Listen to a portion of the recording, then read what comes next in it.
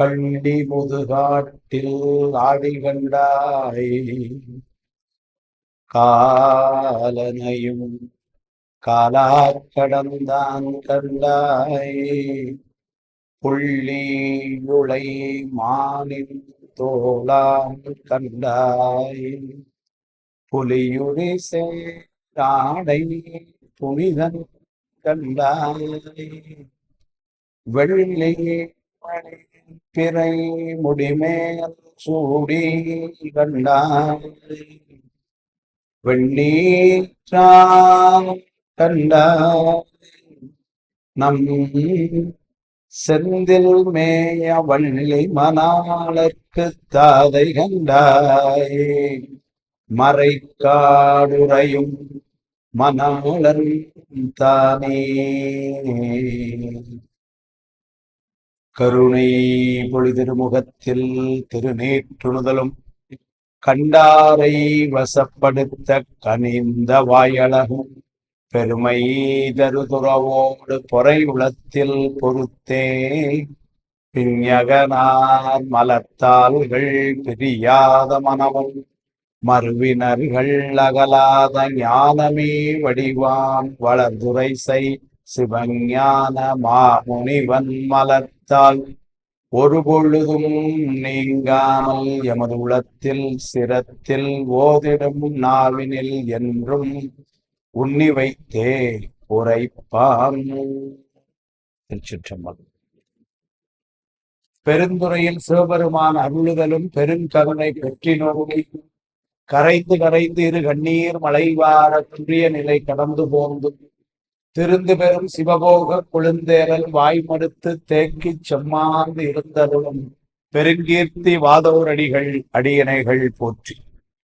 எல்லாம் வல்ல இறைவன் திருவருளை சிறமே கொண்டு திரு கைலாய பரம்பரை திருவாவூதுரை ஆதீனம் சிறில ஸ்ரீ குருமகா சன்னிதானங்களுடைய பொன்னார் திருவடி கமலங்களுக்கும் சைவத்தின் குலதெய்வமாய் விளங்குகின்ற மாதவ சிவஞான சுவாமிகளுடைய திருவடிகளுக்கும் என்னை நெறியிலே ஈடுபடுத்தி ஆண்டு அருள்கின்ற குருநாதர் தங்கள் சுவாமிகளுடைய திருவடிகளுக்கும் மனமொழி மெய்யாகிய முக்கன வணக்கங்களை மிக பணிவோடு தெரிவித்து அந்த திருவாசக தொடர் சிந்தனை நடத்துவதற்கு துணையாயிருக்கின்ற நம்முடைய பொங்கு மண்டலம் ஆடல் வல்லார் அறக்கட்டளை அமைப்பினருக்கும் நம்முடைய சபரி கோல்ட்ஸ் அண்ட் டைமண்ட்ஸ் நிறுவனத்தினுடைய உரிமையாளர் உள்ளிட்ட பெருமக்களுக்கும் கலந்து சிறப்பிக்கின்ற அடியாறு பெருமக்கள் அனைவரது திருவடிகளுக்கும் அடியனுடைய அன்பான பணிவான வணக்கங்களை தெரிவித்து மகிழ்கின்றேன்.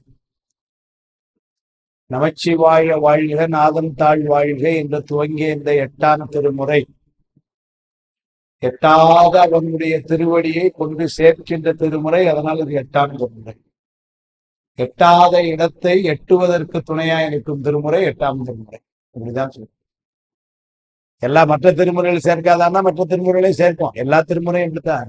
8ஆம் திருமுறைக்கு மட்டும் என்ன அப்படி ஒரு சிறப்புன்னா, பெருமானுடைய திருவடியை அடைதல் என்கின்ற பக்தி நெறிக்கு அடிப்படையாக தேவை என்ன என்று சொன்னால் மனதிலே உருக்கம். நீங்க பக்தி நெறி என்று சொல்லுகின்ற சைவ சித்தாந்தம் அல்லது சைவ சமயம் காட்டுகின்ற நெறி, அடிப்படையான நெறி எதில் அமைகிறது என்று சொன்னால் அன்பு. யாருக்கு உள்ளத்திலே அன்பு இருக்கிறதோ, பிற உயிர்கள் மேல அன்பு இருக்கிறதோ, அவர்களுக்கு மனதிலே உருக்கம் இருக்கும். அப்ப பக்திக்கு முதல் படிநிலை என்ன என்று சொன்னால் பிற உயிர்கள் மீது அன்பு காட்டுதலும் அன்போடு நடத்துதலும். அந்த உருக்கம் வருவதற்கு ஒரு பெரிய துணையா இருக்கிற திருமுறை இந்த 8ஆம் திருமுறை. ஏனைய திருமுறையுள்ள உருக்கம் இல்லையான்னா இருக்கு. ஆனா 8ஆம் திருமுறையில பாத்தீங்கன்னா அந்த நூல் முழுவதுமே உருக்கமாத்தான் இருக்கு. அதனாலதான் திருவாசகத்துக்கு உருகார், ஒரு வாசகத்துக்கும் உருகார். நம்முடைய ஜியு போப் அவர்கள் மொழிபெயர்த்த பின்னர் அவர் எழுதுகின்ற கடிதங்கள் எல்லாம் கூட சில எழுத்துக்கள் அழிந்திருப்பது ஏன் என்று கேட்ட பொழுது அது திருவாசகத்தை நினைந்து எழுதும் பொழுது விழுந்த என்னுடைய கண்ணீருங்கிறார். அப்ப ஜியு போப், அதாவது தமிழை தாய்மொழியாக கிடைக்க வாய்ப்பு பெறாத அந்த ஜியு போப் கூட அந்த அளவிற்கு மனத்தை அது உருக்கி இருக்கிறதுன்னு சொன்னால் இந்த திருவாசகத்தினுடைய அமைப்பு. நிறைய இடங்கள் அந்த உருக்கம் என்கிறது எப்படியெல்லாம் உருகிறார். இந்த எந்த தகுதியும் இல்லாத என்னை நீ ஆட்கொண்டாய் என்று உருகிறார். திருப்பெருந்துறையிலே ஆட்கொண்ட பின்னர் தில்லைக்கு வா என்று சொல்லி விட்டு சென்ற காலம் மீண்டும் தில்லையிலேயே கண்டு அவனுடைய திருவடியை கண்டு மகிழும் வரைக்கும் உருகுகிறார். இப்படி உருக்கம் பலவிதமா உருகிறார்.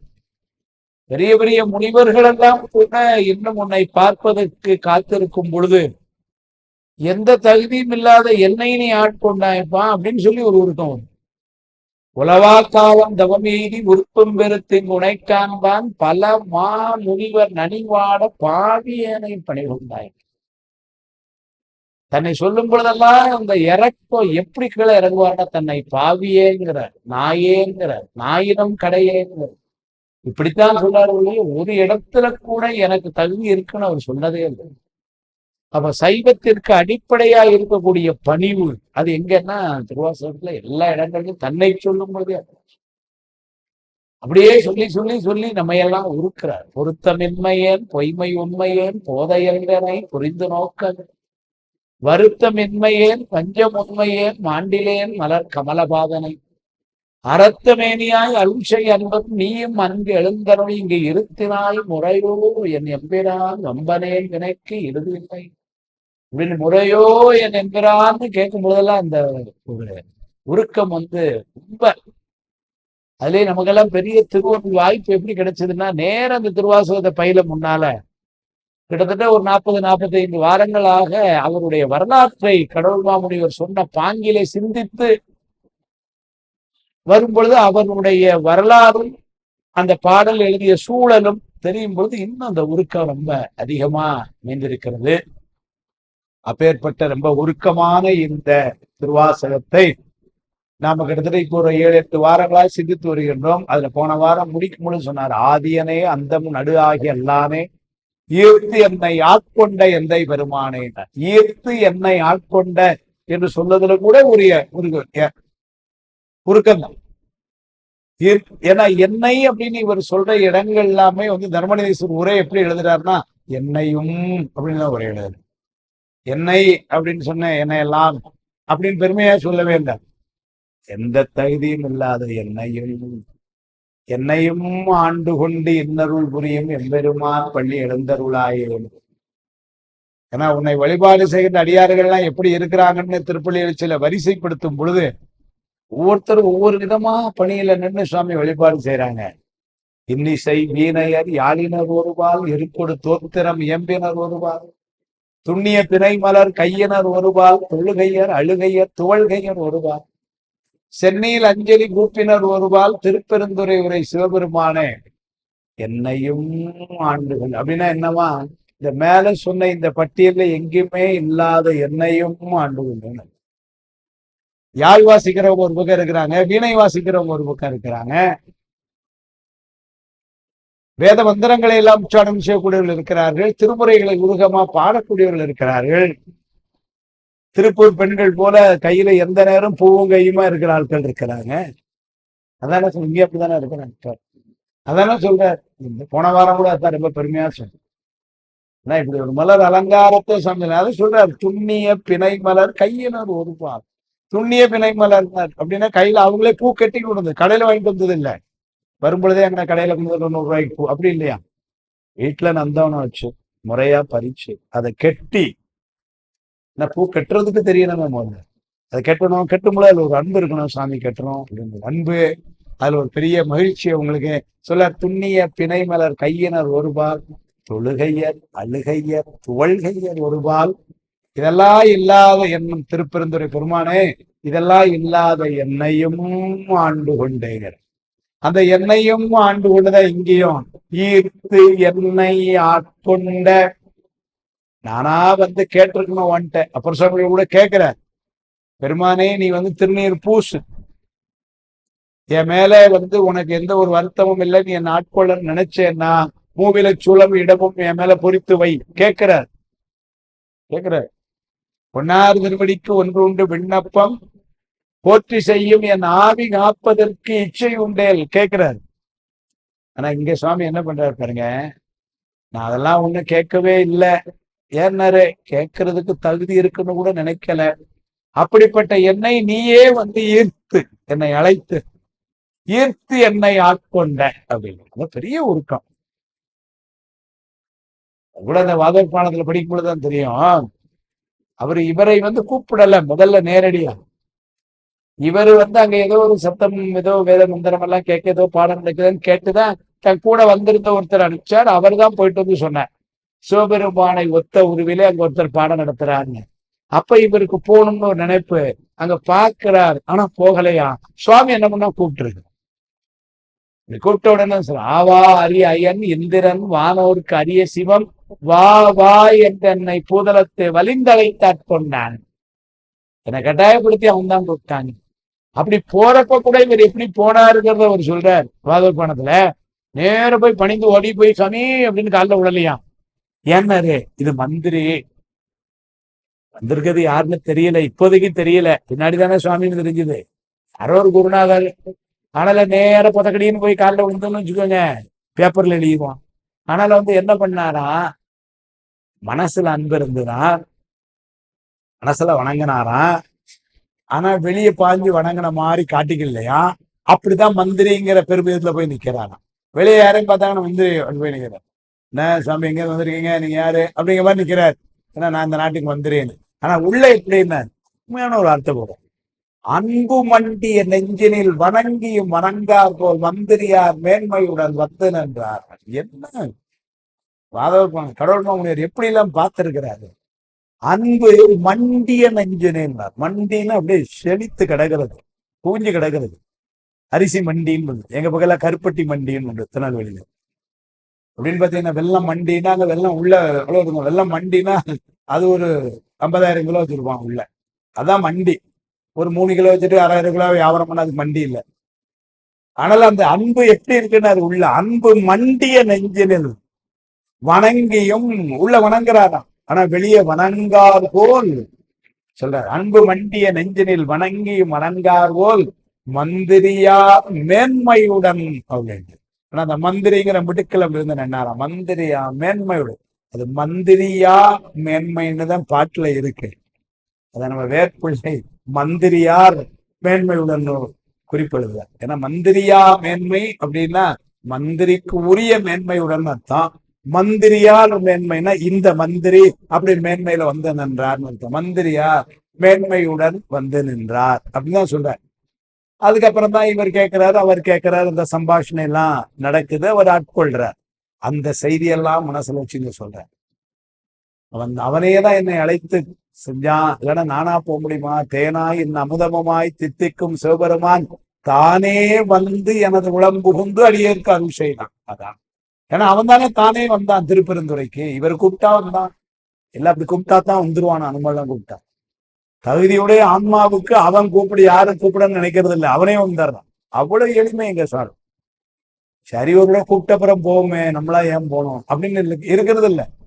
பக்குவமுடைய ஆன்மாவுக்கு அருள் செய்யும்போது நேரம் வந்துடுற. ஈரில்லாத நீ எளியாகி வந்து ஒளிசை மானுடமாக நோக்கியுள்ளார். ஒரு பார்வையில செஞ்சிருப்பார். அவ்வளவு எளிமை எங்க பெருமான். அதனால என்ன பண்ணார், வந்து தானே வந்து எனது விளம்புகு வானே நிலனே பிறவே அறிவறியான் தானே வந்து எம்மை தலையெளித்து ஆட்கொண்டு அருளும் வான் வார்களல் வாடி வந்தோர்க்கும் வாய்தரவாய். அப்படிதான் திருவம்பாவி. அப்படி வந்த பெருமான் ஈர்த்து என்னை ஆட்கொண்ட எந்தை பெருமான். எந்தைன்னா தந்தை போலன்னு அர்த்தம். அப்படி ஏன்னா இந்த உலகத்துல ஒன்னொன்னு வேணும் வேணும்னு பார்த்து குழந்தைக்கு பார்த்து செஞ்சு வைக்கிறது யாருன்னாரு, தந்தை. அதனால இந்த உலகத்துல இருக்கிற வரைக்கும் தந்தையாவும், தந்தை போல மேல போனதுக்கு அப்புறமும் பார்த்து பார்த்து முக்தி என்பதை கொடுக்கிற பெருமான். அதனால எந்தை பெருமானேன் 2 வார்த்தையும் போயிட்டேன். இந்த உலகத்துல தந்தை போல இருந்து காத்து மேல போனதுக்கு அப்புறம் யாருக்கா அவன் தான் பார்ப்பான். அதனால பெருமான் என்று ஈர்த்து என்னை ஆட்கொண்ட எந்தை பெருமானே. அடுத்த ஒரு வார்த்தை போட்டார், கூர்த்த மெய்ஞானத்தால். கூர்த்த அப்படின்னா ரொம்ப கூர்மையானன்னு அர்த்தம். பக்தி பெருகி பெருகி பெருகி பெருகி பெருகி ரொம்ப கூர்மையா பல நினைவுகளுக்கு நடுவுல ஒரு வேலையை செய்யறோம்னு வச்சுக்கீங்களேன். அப்ப அப்படி எப்படி இருக்குமாரு, கவனம் 5 விஷயத்துல இருக்கும். காலையில வீட்டுல தாய்மார்கள் பாத்தீங்கன்னா சமையல் பண்ணிட்டு இருப்பாங்க. அவசரமா அந்த பக்கம் பூ கட்டிக்கிடுவாங்க, இந்த பக்கம் பிள்ளை பள்ளிக்கூடத்துக்கு அனுப்பிக்கிடுவாங்க. அந்த பக்கம் விளக்க பொருத்துவாங்க. ஒரு 5 வேலை தடப்பட நடக்கும். அதுல பக்தியும் இருக்கும். அப்புறம் 9 மணிக்கு மேல எல்லாரும் பள்ளிக்கூடம் போனதுக்கு அப்புறம் கொஞ்சம் ஃப்ரீ ஆனதுக்கு அப்புறம் மத்தியானம் சமையல் நடக்கும். ஆனா ஒரு திருவாசம் படிக்கிறது நடக்கும்.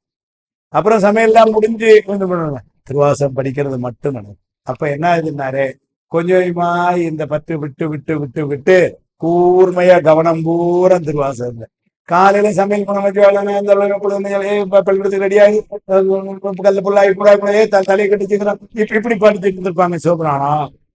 அதுக்கப்புறம் கொஞ்சம் கொஞ்சமா வர வர வர வர என்ன ஆகுனாரு, 11:30 12 மணி சமையல் அப்படி எல்லாரும் வீட்டுல அம்மா மட்டும் இருக்கும் பொழுதுனாரு, அப்போ மெய்தானருந்தி எதிர்விதிர்த்து அப்படி ரொம்ப அமைதியா உட்காந்து படிச்சுட்டு இருக்கிறான். இதுதான் கூர்த்த. அப்படி ரொம்ப கூர்மையா பக்தியில சிறந்து விளங்குகின்ற மெய்ஞானம். அருமையா அந்த தனமணி உரை எழுதுவார். ஞானம் என்று சொன்னால் பொருளின் தன்மையை உள்ளவாறு உணர்தல். அதான் ஞானம். ஞானம்னா அறிவுன்னு பொருள். அந்த அறிவுங்கிறது என்பது பொருளின் தன்மையை உள்ளவாறு. மெய்ஞானம் மெய்ப்பொருளின் தன்மையை உள்ளவாறு. மெய்ப்பொருள் சுவாமியினுடைய தன்மை உணரணும்னா இப்ப எவ்வளவு ஞானம் இருக்கணும், யாரால உணர முடியும்? அது மெய்ஞானம். அதுலேயும் மேம்பட்ட நிலை கூர்த்த மெய்ஞானம் சொல்வார். ஞானம் என்று சொன்னால் பக்குவம், மெய்ஞானம் தீவிர பக்குவம், கூர்த்த மெய்ஞானம் அதிதீவிர பக்குவம் ஆகும். இந்த அதிதீவிர பக்குவம்ங்கிறது மாணிக்கவாசகருக்கு தான் போடுது. வாதவ புராணம் கேட்டவங்க தான் எல்லாரும். அங்க ஒரு இடம் வரும், ஞாபகம் இருக்கும்னு நினைக்கிறேன் சில பேருக்கு. வேற்பிள்ளை உரையில தான் கேட்பார். இவர் என்ன பண்ணாரு, தீட்சை செஞ்சு வைக்கணும்னு கேட்கிறார். வந்த உடனே அவர் பார்த்தாரு, அதெல்லாம் நடந்தது. இப்ப தீட்சை செய்யணும்னு கேட்கிறாரு. கேட்ட உடனே என்ன பண்ணிட்டார், சாமி கொடுக்குறேன்ட்டார். வேற்பிள்ளை அந்த இடத்துல ஒரு சந்தேகத்தை கிளப்புவார். சாமி இப்படி செய்யலாமா, இது தப்பு இல்லாம சுவாமி ஆகம விதியை மீறிட்டாருன்னு ஒரு காரணம் எழுதுவார். கேள்வி கேட்பார். கேட்டப்புறம் பதில் சொல்லுவார். என்ன கேள்வி கேட்பார், சுவாமி தீட்சை உண்டான்னு கேட்ட உடனேயே தாரேன்னு சொல்லிட்டானே, ஒண்ணு முதல்ல தீட்சை செய்வதற்கு உரிய நாட்கள் என்று சில இருக்கின்றன, தவிர்ப்பதற்கு சில நாட்கள் இருக்கின்றன. அதையெல்லாம் சுவாமி பஞ்சாங்க எடுத்து பார்க்கவே இல்லையே. முதல் கேள்வி. கேட்ட உடனே டமால் நாளைக்கு வாங்கிக்கோன்னு சொன்னா என்ன அர்த்தம்? நாளைக்கு 4 நட்சத்திரம் இப்படி இருக்கு, பார்க்கல. ஒண்ணு. இன்னொன்னு, தீட்சை செய்யக்கூடிய ஆன்மாவினுடைய பக்குவநிலை என்ன என்பதை குருநாதர் பரிசோதித்துதான் தீட்சை கொடுத்தாலாம். இங்க அதையும் செய்யலையே, நேர கேட்ட உடனே தரேன்னு சொல்லிட்டார். ஏனைய ஆன்மாக்களுக்கெல்லாம் என்னைக்கும் கூட நீங்க பாருங்க, சமய தீட்சை வாங்கி ஒரு 3 ஆண்டு 4 ஆண்டுகள் கழித்து இது மாதிரி விஷேடம் எடுக்கலாம்னு போனா எல்லாத்துக்கும் உடனே குருநாதர் கொடுக்கறது இல்லை. சில பேருக்கு உடனே கொடுக்குறாங்க, சில பேருக்கு என்ன சொல்றாங்க, சரி இன்னும் கொஞ்ச நாள் அனுஷ்டானம் பண்ணு, அடுத்த வருஷம் பார்ப்போம் அப்படின்னு சொல்லிடுறாங்க. அப்படின்னா சரி, உத்தரவு. அப்புறம் கேட்கிறார், மாணிக்கவாசர் கேட்ட உடனே இப்படி கொடுத்துட்டாரு அப்படின்னா இந்த 2 விதிமுறைகளையும் சுவாமி மீறலாமா அப்படின்னு ஒரு கேள்வி கேட்கிறார். கேட்டுட்டு அவரே பதில் எழுதுறார். கொடுப்பவர் பரம கருணாநிதியாகிய ஆனந்த நடேச பெருமான் ஆதலாலும் வாங்கும் தகுதியுடையவர் அதிதீவிர பக்குவ நிலை நெற்றலானாலும் இந்த 2 விதிகளுக்கு இடமில்லையாம் எழுதுகிறார். கொடுக்கிறது சுவாமி, அப்புறம் என்ன 4 நட்சத்திரம் பார்க்க வேண்டியிருக்கு, ஒண்ணு இல்ல. இன்னொன்னு வாங்கிறது யாருன்னு சொல்றாரு மாணிக்கவாசகர, அதிதீவிர பக்குவமுடைய ஆன்மா ஆதலாலும். அதனால என்ன பண்ணார், 2ஐயும் பார்க்க வேண்டாம். அந்த அதிதீவிர பக்குவம் தான் இங்க சொல்லக்கூடிய கூர்த்தமை ஞானம். அதனால கூர்த்த மெய்ஞானத்தால் கொண்டு உணர்வார் தம் கருத்தின். அந்த கூர்த்த மெய்ஞானமாகிய கருவியை துணையாக கொண்டு தம் கருத்தின் சுவாமியினுடைய தன்மையை உணர்தல். தம் கருத்துங்கிறது சுவாமி. அதனால இந்த உயர்ந்த அதிதீவிர பக்குவமுடைய ஆன்மாக்கள் எப்படி இருப்பாங்கன்னாரு, சுவாமியை தான் நினைத்து கொண்டே இருப்பாங்க. அவங்களுக்கு வேற என்ன நினைப்பு இருக்க போகுது? பக்குவத்திலே உயர்ந்த ஆன்மாக்கள் அப்படின்னா யாரு அப்படின்னா, ஆணவ மலம் தன்னுடைய வலி இழந்த ஆன்மாக்கள். அவங்கதான் பக்குவத்தில் வருது. பக்குவத்தில் உயர்வு என்பதே யான் எனது என்பது நீங்கியவர்கள். அதான் பக்குவம். இப்ப யான் எனது என்கின்ற நீங்கிய அகப்பற்றும் புறப்பற்றும் நீங்க பெற்று எழுதுவார். அப்படின்னா புறப்பற்று எனக்கு அந்த பொருள் வேணும் இந்த பொருள் வேணும் இதெல்லாம் புறப்பற்று. அகப்பற்று யான் என்பது என்னுடைய மனைவி என்னுடைய மக்கள் என்னுடைய அப்படிங்கிறது. இந்த யான் எனது ரெண்டும் இது நீங்க பெற்றவர்கள் தான் பக்குவத்தால் உயர்ந்தவர்கள். இப்ப இந்த பக்குவத்தால் உயர்ந்தவர்கள் என்ன சிந்தித்துக் கொண்டிருப்பார்கள்? யான் எனதுன்னு இருப்பவர்கள் எனக்கு அது வேணும் எனக்கு இது வேணும் என் பிள்ளைக்கு 2 சேர்த்து வைக்கணும் 2 காசு சேர்க்கணும் இதெல்லாம் யான் எனதுல வந்துடும். இதுவே இல்லைங்கிறவங்க அப்ப வேற எதை யோசிப்பாங்க? பெருமானுடைய துடிதான் எவ்வளவு கருணையாளன், பரம கருணாநிதி அது அப்படின்னு அதைத்தான் சிந்தித்து கொண்டே இருப்பார்கள். தாயும் நீயே தந்தையும் நீயே சங்கரனே அடியே இல்லையா? அதனால அவங்க என்ன யோசிப்பாங்க? அவதான் யோசிப்பாங்க. அதுதாங்க சொல்றாரு, கூர்த்தமை ஞானத்தால் கொண்டு அப்படின்னு அதை கருவியா கொண்டு எதை உணர்வார்கள்? தம் கருத்தின் உணர்வார். ஆனால் அவர்கள் உணர்வதெல்லாம் எதை? பெருமானுடைய கருணை. எவ்வளவு கருணையம்! நம்மளும் பெருமானுடைய கருணையை நினைக்கிறோம், அவ்வப்பொழுது நினைக்கிறோம். ஏதாவது ஒரு இக்கட்ல இருக்கும் பொழுது யாராவது உதவி பண்ணா, சார் பெருமான் கருணை சார், நானே நினைக்கல இப்படி ஒரு உதவி கிடைச்சது. ரொம்ப கூட்டமா இருக்கு, அப்ப கூட்டம் இல்லாம ஒரு பஸ் வந்து உங்களுக்கு வாரத்துல இடம் கிடைச்சி ஏறி உட்கார்ந்துட்டீங்கன்னு வச்சுக்கோங்க, அப்ப நினைக்கிறோம் பெருமான் கருணை. அவ்வப்பொழுது நினைக்கிறோம். சீவன் முத்தர்கள் எப்படி இருப்பாங்கன்னா எப்பவுமே அதை நினைத்துக் கொண்டு அவங்க உணர்வே எப்படி இருக்கும்னாரு சுவாமியத்தான் இருக்கும். ஓங்கு உணர்வின் உள்ளடங்கி உள்ளத்துள் என்பொடுங்க தூங்குவர் மற்ற ஏதொன்று சொல்றார் திருவள்ளுவரின் சாத்தம். ஓங்கு உணர்வுனா உயர்ந்த உணர்வு அப்படின்னு சுவாமியை பத்தி உணர்வு.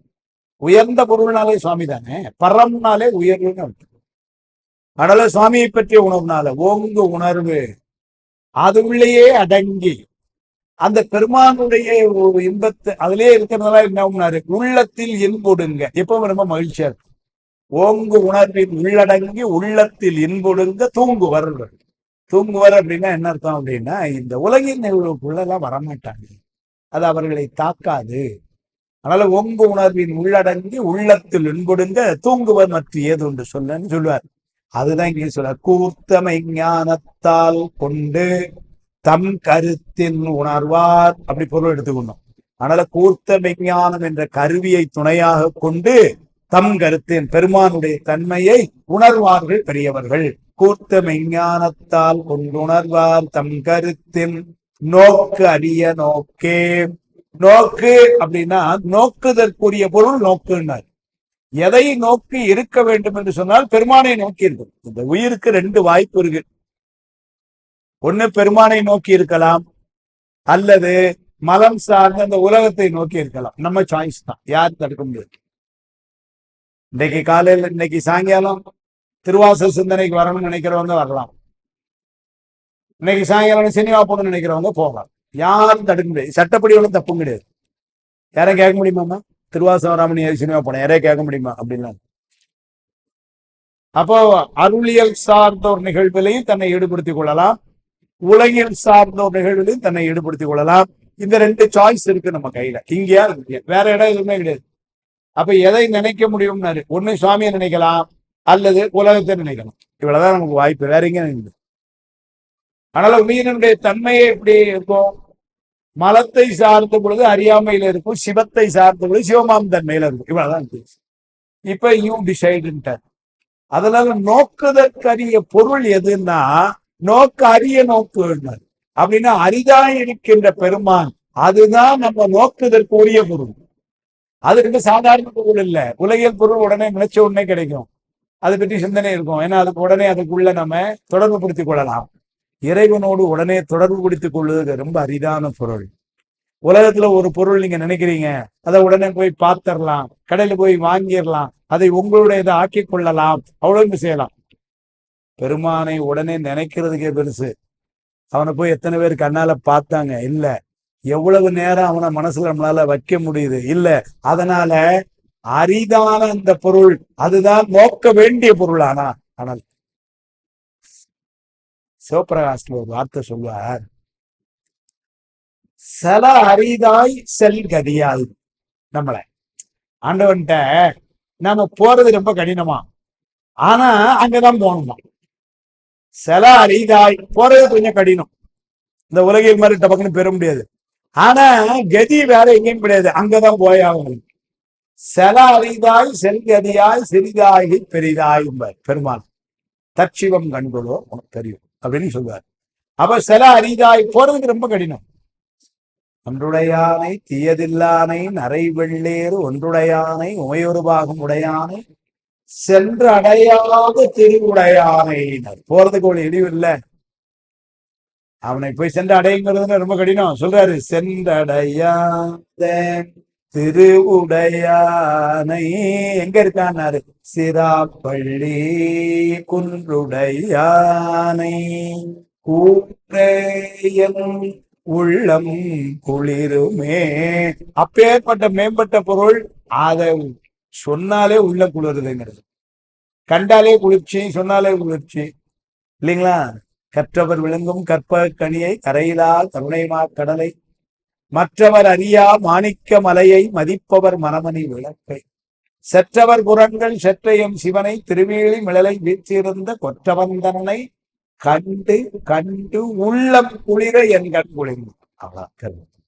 அதனால உள்ளத்துக்கும் குளிர்ச்சி, கண்ணுக்கும் குளிர்ச்சி. ஆனா அந்த பொருள் எப்படிப்பட்ட பொருளாரு? சென்றடையாத திருவுடையானை. அதைத்தான் அப்படியே சிவபிரகாசர் வாங்கி செல அரிதாய் செல் கதியாய். ஆனா போக வேண்டிய கதி அதுதான் அப்படிம்பார். அது மாதிரி நோக்குதற்குரிய பொருள் அதுதான். ஆனா அது ரொம்ப உயர்ந்த பொருள்.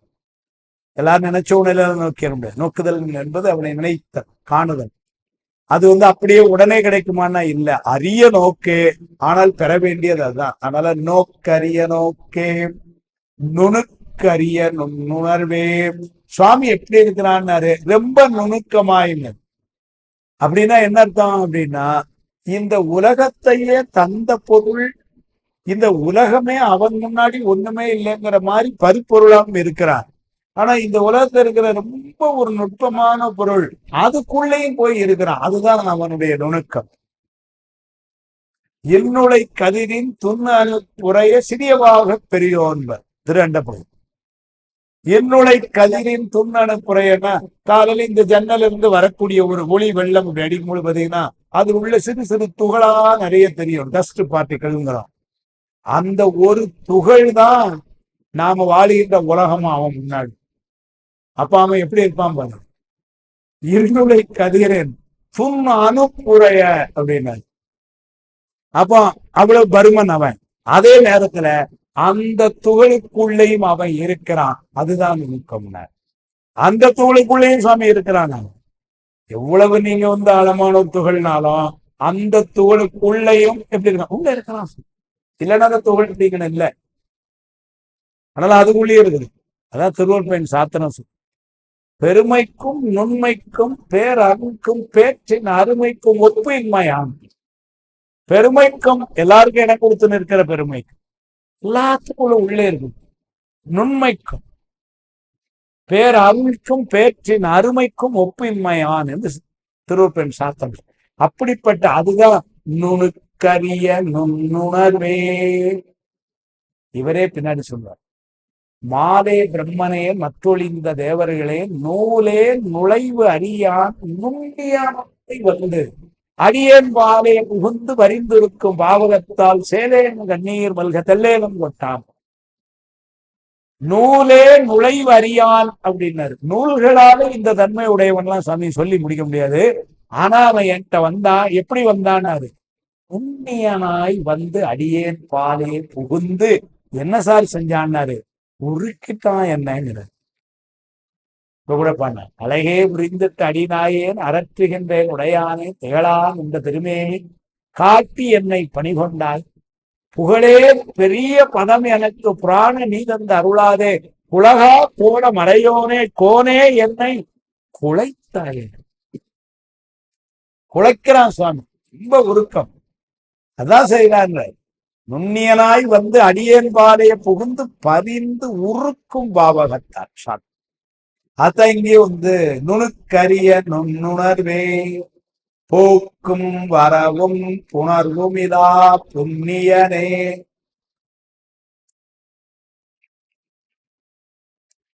அவனுக்கு இப்போ நாம ஒரு இடத்துல இருக்கிறோம், அதனால இன்னொரு இடத்துக்கு போக்கு உண்டு. கோயம்புத்தூர்ல இருக்கிறேன், ஏன்டா மத்தியானம் 2 மணிக்கு என்ன அவசரமா எங்க போறீங்கன்னு கேட்டாங்க. திருப்பூருக்கு போகிறேன் என்று சொன்னேன். ஏன்னாரு, என்னால ஒரு இடத்துலதான் ஒரு நேரம் இருக்க முடியும். சுவாமி எங்க இருக்கிறான்னாரு, எல்லா இடத்துலயும் இருக்கிறான். அப்புறம் அவன் ஒரு இடத்துல இன்னொரு இடம் போறதுக்கு வாய்ப்பே இல்லைல்ல. நான் கோயம்புத்தூர்ல இருக்கிறேன், திருப்பூருக்கு வருகிறேன். மாலை திருப்பூர்ல இருந்து எங்க இருந்தாரு, கோயம்புத்தூருக்கு போகிறேன். இல்லைங்களா? நீங்கள்லாம் வீட்டுல இருந்தீர்கள், இப்பொழுது மண்டபத்துக்கு வந்தீர்கள். அப்புறம் மண்டபத்தில் இருந்து 7 மணிக்கு வீட்டுக்கு போகிறீர்கள். சுவாமி மண்டபத்திலயும் இருக்கிறான், வீட்லயும் இருக்கிறான். சாமி வீட்டுல இருக்கட்டும். நன்றிங்க. நான் பார்த்தேன். அவர் சொல்றார், கங்கை கரையிலும் இருப்பான், காவிரி கரையிலும் இருப்பான். அப்படின்னு என்ன அர்த்தம்? கங்கை கரைன்னா இங்க எங்கேயும் ரிஷிகேஷ்ல ஹரித்வார்ல இருப்பார். இங்க காவிரி கரை பார்த்தா இங்கேயும் இருக்கிறார், திருவையாறுலயும் அங்கேதான் அவர் தான் இருக்கிறார். அதனால கங்கை கரையிலும் இருப்பான், காவிரி கரையிலும் இருப்பான். எப்ப ஒரு சேர இருப்பான். நாம அப்படி இல்லை. இன்னைக்கு காவிரி கரையில இருக்கோம்னா கங்கை கரைக்கு போறது ட்ரெயின் இருப்போம்னா 3 நாள், ஃபிளைட்ல போனா கூட ஒரு நாள் போய் இறங்கி மறுநாள், அவ்வளவுதான் நம்மளால. அங்க கங்கை கரைக்கு போயிட்டோம்னா இப்ப காவிரி கரையில இல்லைன்னு ஆயிடும். அங்கதான் இருக்கணும். திரும்ப அங்கிருந்து கிளம்பி இங்க வந்தா அங்க இல்லைன்னு ஆகும். இதுதான் நம்ம நிலைமை. அவன் நிலைமை அப்படி இல்லை. அதனால அவனுக்கு போக்கும் இல்லை, வரவும் இல்லை. அது இல்லாத மட்டும் இல்ல, புணர்வுன்னாரு. புணர்வுனா இருந்து அனுபவிகள். அப்ப நம்ம ஒரு இடத்துக்கு போறோம், அங்க சிலவற்றை அனுபவிக்கிறோம், திரும்ப அங்க இருந்து இங்க வா. 3 நடக்குது. ஒரு ஊருக்கு போறோம்னு வச்சுக்கோங்களேன். கல்யாணம் வீடு சென்னைக்கு போனேன், 2 நாள் சென்னையில இருந்தேன். அப்ப போக்கு சென்னையில, அங்க போய் புணர்வு, கடுமையான வெயில், படாத பாடு போங்க. ஆனா கல்யாண வீடு ஏசி மண்டபம் அதெல்லாம் நல்லா இருக்குது. உள்ள மண்டபத்துக்குள்ள கூட நல்லா இருக்கு, வெளியே வந்து அனலா பற அப்படி. சோ இதெல்லாம் அனுபவம் புணர்ந்து, அப்புறம் 3ஆம் நாள் ட்ரெயின் ஏறி நேற்று காலையில வந்து சேர்ந்துட்டேன், வரவு வந்துட்டோம். இது நமக்கு. சாமிக்கு அதெல்லாம் கிடையாது. போக்கும் வரவும் புணர்வும் இலா புண்ணியனே சாமி. புண்ணியன் அப்படின்னு சொன்னாலே அது சாமி தான். புண்ணியா உன் அடிக்கே போதுகின்றேன் புகழூர் மேவிய புண்ணியம் இல்லையா? சுவாமி புண்ணியம்னாலே அவன் தான். ஏன்னாரு, நமக்கு நம்ம புண்ணியமும் செய்யறோம், பாவமும் செய்யறோம். அதனால நாம செய்யற பெரிய புண்ணியமே அந்த புண்ணியனை சென்று அடைகிறது தான். வேற ஒண்ணுமே வேலை இல்லை நமக்கு. அதனால புண்ணியம் தான் அவன். அப்ப அவனுக்கு வந்து நமக்கு போக்குவரவுக்கு நிறைய இடம் இருக்கு. எங்கன்னாரு, ஏதோ கோயம்புத்தூர், திருப்பூர், சென்னை மட்டும் இல்ல. சொர்க்கலோகம்னு ஒண்ணு இருக்கு, நரகலோகம்னு ஒண்ணு இருக்கு, இந்த பூமின்னு ஒண்ணு இருக்கு. அப்ப இப்ப இந்த ஒரு பிறவி முடிஞ்ச உடனே அடுத்த பிறவிக்கு முன்னாடி எங்கெல்லாம் போறோம் தெரியல. நிறைய பசு புண்ணியங்களை செய்திருந்தா சொர்க்கலோகத்துக்கு ஒருவேளை போவோம். அங்க போனா நல்ல நீடித்த இன்பம், இந்த உலகத்துல இல்லாத இன்பங்களை எல்லாம் அனுபவிப்போம். அந்த இன்பம் எப்படி இருக்கும்னாரு, அதுல ஒரு தெவிட்டாத இன்பமா அனுபவித்துக் கொண்டிருப்போம். அதற்கு உரிய உடம்பு, அதுக்கு பூதாசார சரீரம்னு பேரு, அதை கொடுத்து சாமி கொடுக்குறான். அப்ப அங்கேயும் போக்கும், அங்கேருந்து திரும்ப வரவும். ஒருவேளை பெரிய பாவம் பண்ணி இருந்தோம்னு வச்சுக்கோங்க, என்ன பண்ணிருக்காரு, நரகத்துக்கு அங்க ஒரு உடம்பு கொடுக்கலாம், யாகமா சரி. அது எவ்வளவு துன்பம் கொடுத்தாலும் அந்த துன்பத்தை அனுபவிக்கிற மாதிரி உடம்பு, அதனால அந்த உடம்பு கொடுக்குறான். அப்ப அங்க கொஞ்ச நாள் போயிட்டு போக்கும், எங்க நரகத்துக்கு திரும்ப அங்க இருந்து வரவும். இங்கேயே நீங்க பாத்தீங்கன்னா ஒரு பிறவி முடிஞ்ச உடனே திரும்ப இங்க இருந்து அவன்கிட்ட போயிடுறோம், போக்கும். திரும்ப அங்க இருந்து வேற பிறவி வரவும், மாறி மாறி நடக்கும். அதனாலதான் பின்னாடி வந்து சொல்லுவோம், இது வந்துட்டு போற உலகம், நாம இருக்க வேண்டியதுவே வாரா உலகம். சீலமின்றி நோன்பின்றி செறிவே இன்றி அறிவின்றி தோலின் பாவை கூத்தாட்டாய் சுழன்று விழுந்து கிடப்பேனை மாலும் காட்டி வழிகாட்டி வாரா உலக நெறியேறங்கிற. வாரா உலகம் எதுன்னா சுவாமியுடைய திருப்படி போனா திரும்ப வர வேண்டாம், பிற முக்தி இன்பம். நாம இது வந்துட்டு போறோம். இது வரைக்கும் எத்தனை பேரை பிறந்திருக்கும் போது யாருக்கு தெரியும்? எழுகடல் மணலையும் எண்ணிடலாங்கிறாரு, நம்ம பிறவி அதோட அதிகம்ங்கிறாரு. வேலை அலை போல் பிறந்து இறந்துங்கிறார் சிவஞான சுவாமி. வேலைன்னா கடல், கடல் அலை. நேற்று எத்தனை அலை வந்து அவனுக்கு தெரியும். அது மாதிரி அவ்வளவு பிறவி வந்துட்டு இருக்கோம். வேலை அலை போல் பிறந்திறந்து மெலியா வண்ணம் குளத்தில் பயிற்சி கொடுத்தது. அதே மாதிரி இங்க சொல்றார். அப்போ சுவாமிக்கு அதெல்லாம் கிடையாது. போக்கும் வரவும் உணர்வுமிலா, நமக்கு அதெல்லாம். அவையே தானேயாய் இருவினையின் போக்குவரவு புரிய ஆணையின் நீக்கம் என்று நிற்கும் அன்றே. சிவஞான போது சூத்திரம் எல்லாம் இந்த சாத்திரம் பூரா இந்த மாதிரி திருமுறையில வாங்கி அங்க கூட்டிட்டு போயிடுச்சு. போக்கும் வரவும் நமக்கு உண்டுங்கிறது தான் ரெண்டாம் சூத்திரம் சொல்றார் வினைனால. அதனால ஆணையின் இருவினையின் போக்கு வரவு புரிய நம்மெல்லாம். அதுக்கப்புறமா இதுல இருந்து இதெல்லாம் சுவாமி செய்யறான். எப்படி அம்மாவுடைய கூட இருந்து செய்யறான். ஆணையின் நீக்கமின்றி, ஆணையின சிவ சக்தி, சக்தியிலிருந்து நீக்கம் இல்லாமல் இருந்து நாம பக்குவப்படுறதுக்காக சுவாமி கருணையினாலும் இப்படி செய்யறான். ஆனா அவனுக்கு அதெல்லாம் கிடையாது. அதனால போக்கும் வரவும் புணர்வும் இலா புண்ணியனே, அவன் எப்போதும் எல்லா இடங்களையும் சர்வ வியாபகமாய் இருக்கிறதுனால ஒரு இடத்துக்கு போறதோ அங்க இருந்தோ வாரதோ இல்ல. ரெண்டாவது ஒண்ணு சொன்னாரு, புணர்வும் இல்லான்னார். புணர்வு இல்லா அவன் எந்த உலகத்தையும் அவன் அழுந்தி அனுபவிப்பதில்லை. நாம அனுபவிக்கிறோம், அவனுக்கு அலம் கிடையாது. பதியடியில் பசுபாசம் இல்லாவேன்ட்டு. அதனால அவன் அழுந்தி அனுபவிக்கிறது கிடையாது. யாவையும் சூனியம் சக்தி எதிராகல் என்றார் சுவாமி. முன்னாடி எல்லாம் ஆனா இந்த உலக பொருளை எல்லாம் ஏற்கிறான். அவன் எப்படி இதை அனுபவிக்கிறான்னு அழுந்தாமலே அனுபவிப்பான். பொதுவான நிலையிலேயே நின்று ஒவ்வொன்றையால் சுட்டி அறிவதில்லை. ஆனா அதான் சொல்லிட்டார், போக்கும் வரவும் புணர்வும் இலா புண்ணியனே. அடுத்த ஒரு அருமையான வார்த்தை போட்டார், காக்கும் எம் காவலனே. காக்கும் எம் காவலன், நமக்கு பெரிய காவல் அவன் தான். ஏன்னா ஆணவ மலம் ஒரு டேஞ்சர் கூடவே உட்கார்ந்துருக்கு. அதனால இப்ப அதுல இருந்து நம்மளை காக்கணுமே. அருணையார் எழுதுவார், காக்கும் எம் காவலன்கிறதுக்கு காவலன்னா தலைவன் ஒரு பொருள் சொல்ற. காக்கன் காவலன்னா தலைவன். அருணையார் தனமணி தேசர் சொல்றாரு, காமம் குரோதம் முதலாகிய தீய குணங்களிலிருந்து நம்மை காப்பவன்கிறார். இப்ப என்ன தெரியுது அப்படின்னா, சுவாமியை வழிபாடு செய்ய செய்ய என்ன ஆகும்னாரு, இந்த கோபம் இந்த காமம் இது மாதிரியான குணங்கள் எல்லாம் தலதுக்காம பேசாம உட்கார்ந்துருக்கு. அது யாருக்கு பேசாம இருக்குன்னாரு, இதெல்லாம் யாரு தாரான் கடன் ஆணவமலம் பண்ற வேலை. அப்ப அந்த ஆணவமலத்தை செயல்படாம நம்மட்ட ஆட்டத்தை காட்டாம இருக்கணும். நம்ம செய்ய வேண்டியது என்னன்னாரு, அந்த காவலனை வழிபாடு செய்யும். காவலன்னா தலைவர். இன்னொரு பக்கம் உயிருக்கு எல்லா வகையிலும் காவலாக்கலாம். அவன் மட்டும் காவலா இல்லைன்னு சொல்லிட்டான்னு வச்சுக்கோங்க,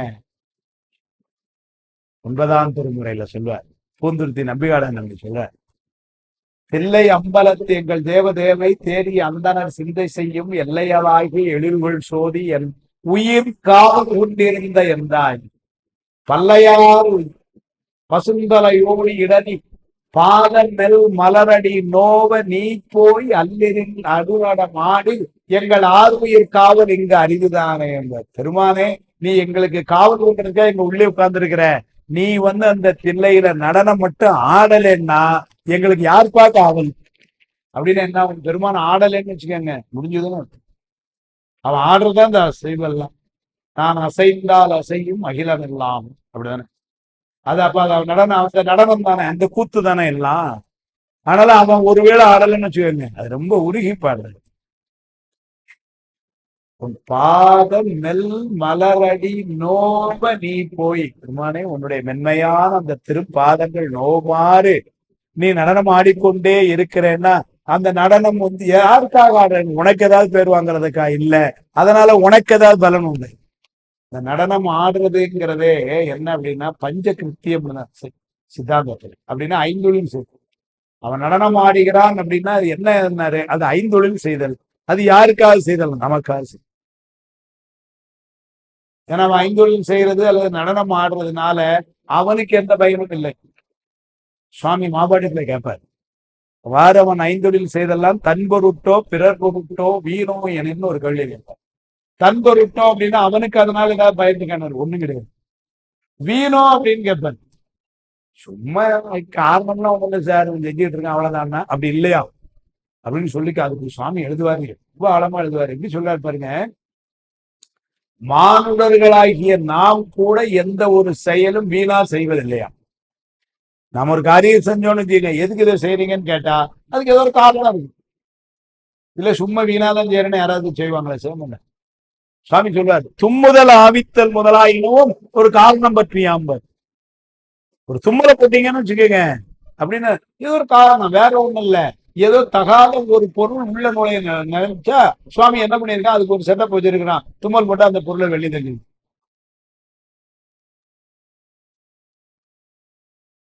வகுப்பு முக்கியமா இருந்ததுங்க, முடிகிற நேரம் அந்த நேரத்துல ஒரு தும்மல் போட்டீங்கன்னு வச்சுக்கோங்க, பேச்சாளருக்கு தெரியும் சரி முடிக்கணும். இப்படி தும்மலுக்கெல்லாம் ஒரு காரணம் இருக்கு. ஆவித்தல்ங்கிறது கொட்டாய் விடுறது, அதுக்கு ஒரு காரணம் இருக்கு. ஏதோ நுரையீரலுக்கு அதிகப்படியான பிராணவாயு தேவைப்படுது கொடுது. அப்போ தும்முதல் ஆவித்தல் முதலாளினவும் ஒரு காரணம் பற்றி. அப்ப எல்லா செயல்களும் நாம செய்யற செயல்களே காரணமா நிற்கும் பொழுது பெருமான் நடத்துற செயல் காரணம் இல்லாம இருக்குமா? காரணத்தோட தான் இருக்கும். அதனால எல்லாமே ஒரு காரணம் பற்றித்தான் அங்க நடக்கு அப்படின்னு சொல்லிட்டு பெருமான் அப்ப என்ன செய்யறாங்க, நம்மளை அவன் காக்க. அந்த ஐந்தொழில் செய்வதும் எதுக்குன்னாரு, நம்மளை காத்து அருள் புரிவதற்கு. அனதாதவன் எப்படி செய்கிறான், தொடர்ந்து செய்து கொண்டிருக்கிறான். அந்த ஐந்தொழில் செயல் அதுதான் அந்த நடனம். அந்த நடனத்தை அதனால இவர் என்ன சொன்னாரு, அல்லினில் நீ போய் அருநடனம் ஆடில். ஆடினா நீ ஆடலைன்னா ஆடியில், ஆடலைன்னா எங்கள் ஆர்வியர் காவல் இங்கு அரிதுதானே. எங்களை யார் பார்க்க, எங்களுக்கு ஒரே தலைமை நீ தான், வேற யாரையும் நாங்க பார்த்ததும் கிடையாது, எங்களுக்கு தெரியவும் செய்யாது. எங்களுக்கு தலைமைனா யாரு, நீ ஒருத்தன் தான். ஏன்னாரு, நிச்சயம் ஏனே அவ்வளவு பேரும் ஆன்மாக்கள் தான். அந்த ஆன்மாக்கள் சொல்லிட்டாரு, எல்லாத்துக்கும் ஆணவமலம் இருக்கு, எல்லாருமே நோய் உள்ளவர்களா தான் இருக்காங்க. அப்புறம் எப்படி ஏன் நோயை தீர்ப்பாங்க, நீ ஒருத்தர் தான். எல்லை அம்பலத்தை எங்கள் தேவதேவை தேடி அந்தனர் சிந்தை செய்யும் எல்லையதாக எழுகொள் சோறு என் உயிர்காவல் கொண்டிருந்த எந்தாய் பல்லையா வசுந்தலையோடு இடறி பாத மெல் மலரடி நோவ நீ போய் அல்லினில் அருநடம் ஆடில் எங்கள் ஆறுயிர் காவல் இங்கு அரிதுதானே. அந்த காவல் எங்க சொன்னார், காக்கும் எம் காவலனே. முன்னாடி அவரோட சொல்லியிருக்கிறேன், தாயினுடைய கற்பத்துல உள்ள இருக்கிறதும் கூட காவலா இருக்கிறாங்க. அப்ப இருந்தே கூடதான், அதுக்கு முன்னாடி இருந்தும் கூடதான் இருக்கான். இந்த பிறவிக்கு நாம் வர முன்னாடியே கூடதான் இருக்கான். உருத்தரியா காலத்தே உள் புகுந்துங்கிற அப்ப கேவலிலிருந்து கூடதான் இருக்கான். அந்த கொடை இருக்கிற பொருள் அங்கே சொல்லும் எப்படி சொல்றாரு, அங்கே கிடந்த அனாதி உயிர் தம் பசியால் எங்கேனுமாக எடுக்குமென வெண்கூம்பி காய கருப்பொழியில் காத்திருந்தும். தாயினுடைய வயிறுல அந்த கரு கொஞ்சமா வளர்ந்து வரும் பொழுது அங்க இருக்கக்கூடிய அனாதி உயிர், அனாதி உயிர் அப்படின்னா அங்க இருக்கக்கூடிய பாக்டீரியா வைரஸ் ஏதோ ஒண்ணு, அது அங்க இருக்கக்கூடிய அந்த உயிர்கள்னால இந்த கருவுக்கு ஏதாவது பாதிப்பு வந்துடக்கூடாதுன்னு சாமி அங்க உட்கார்ந்து சுந்தரமூர்த்தி ஐயா சொல்லும் பொழுது ரொம்ப உணர்வுபூர்வமா சொல்ல, அங்க உட்கார்ந்து ஒரு துணி எதிர் விசுன்னு தள்ளிட்டு இருக்காங்க அப்படின்னு சொல்லும் பொழுது அப்படியே கையெல்லாம் பதறு, கண்ணெல்லாம் கதல. சாமி இப்ப எவ்வளவு கருணையா இருந்திருக்கிறா.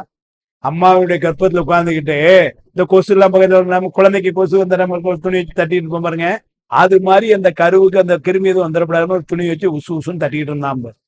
அப்படி சொல்லுவார். அதுதான் காவல். அங்க இருந்து இங்க வரைக்கும் எப்பவும் காவல். சரி பிறவிக்கு வந்த பிறமும் இப்பவும் காவல். சரி போனதுக்கு அப்புறம் அப்பவும் அவன் தான் காவல். ஆர்வலரோ உயிர் கொண்டு போகும் பொழுது இல்லைங்களா, யாரு காவலுக்கு வருவா கூட, யாரும் வர மாட்டாங்க. நீங்க ரூபா கொடுத்து கூட ஒரு ஆளை கூட கூட்டு போக முடியாது.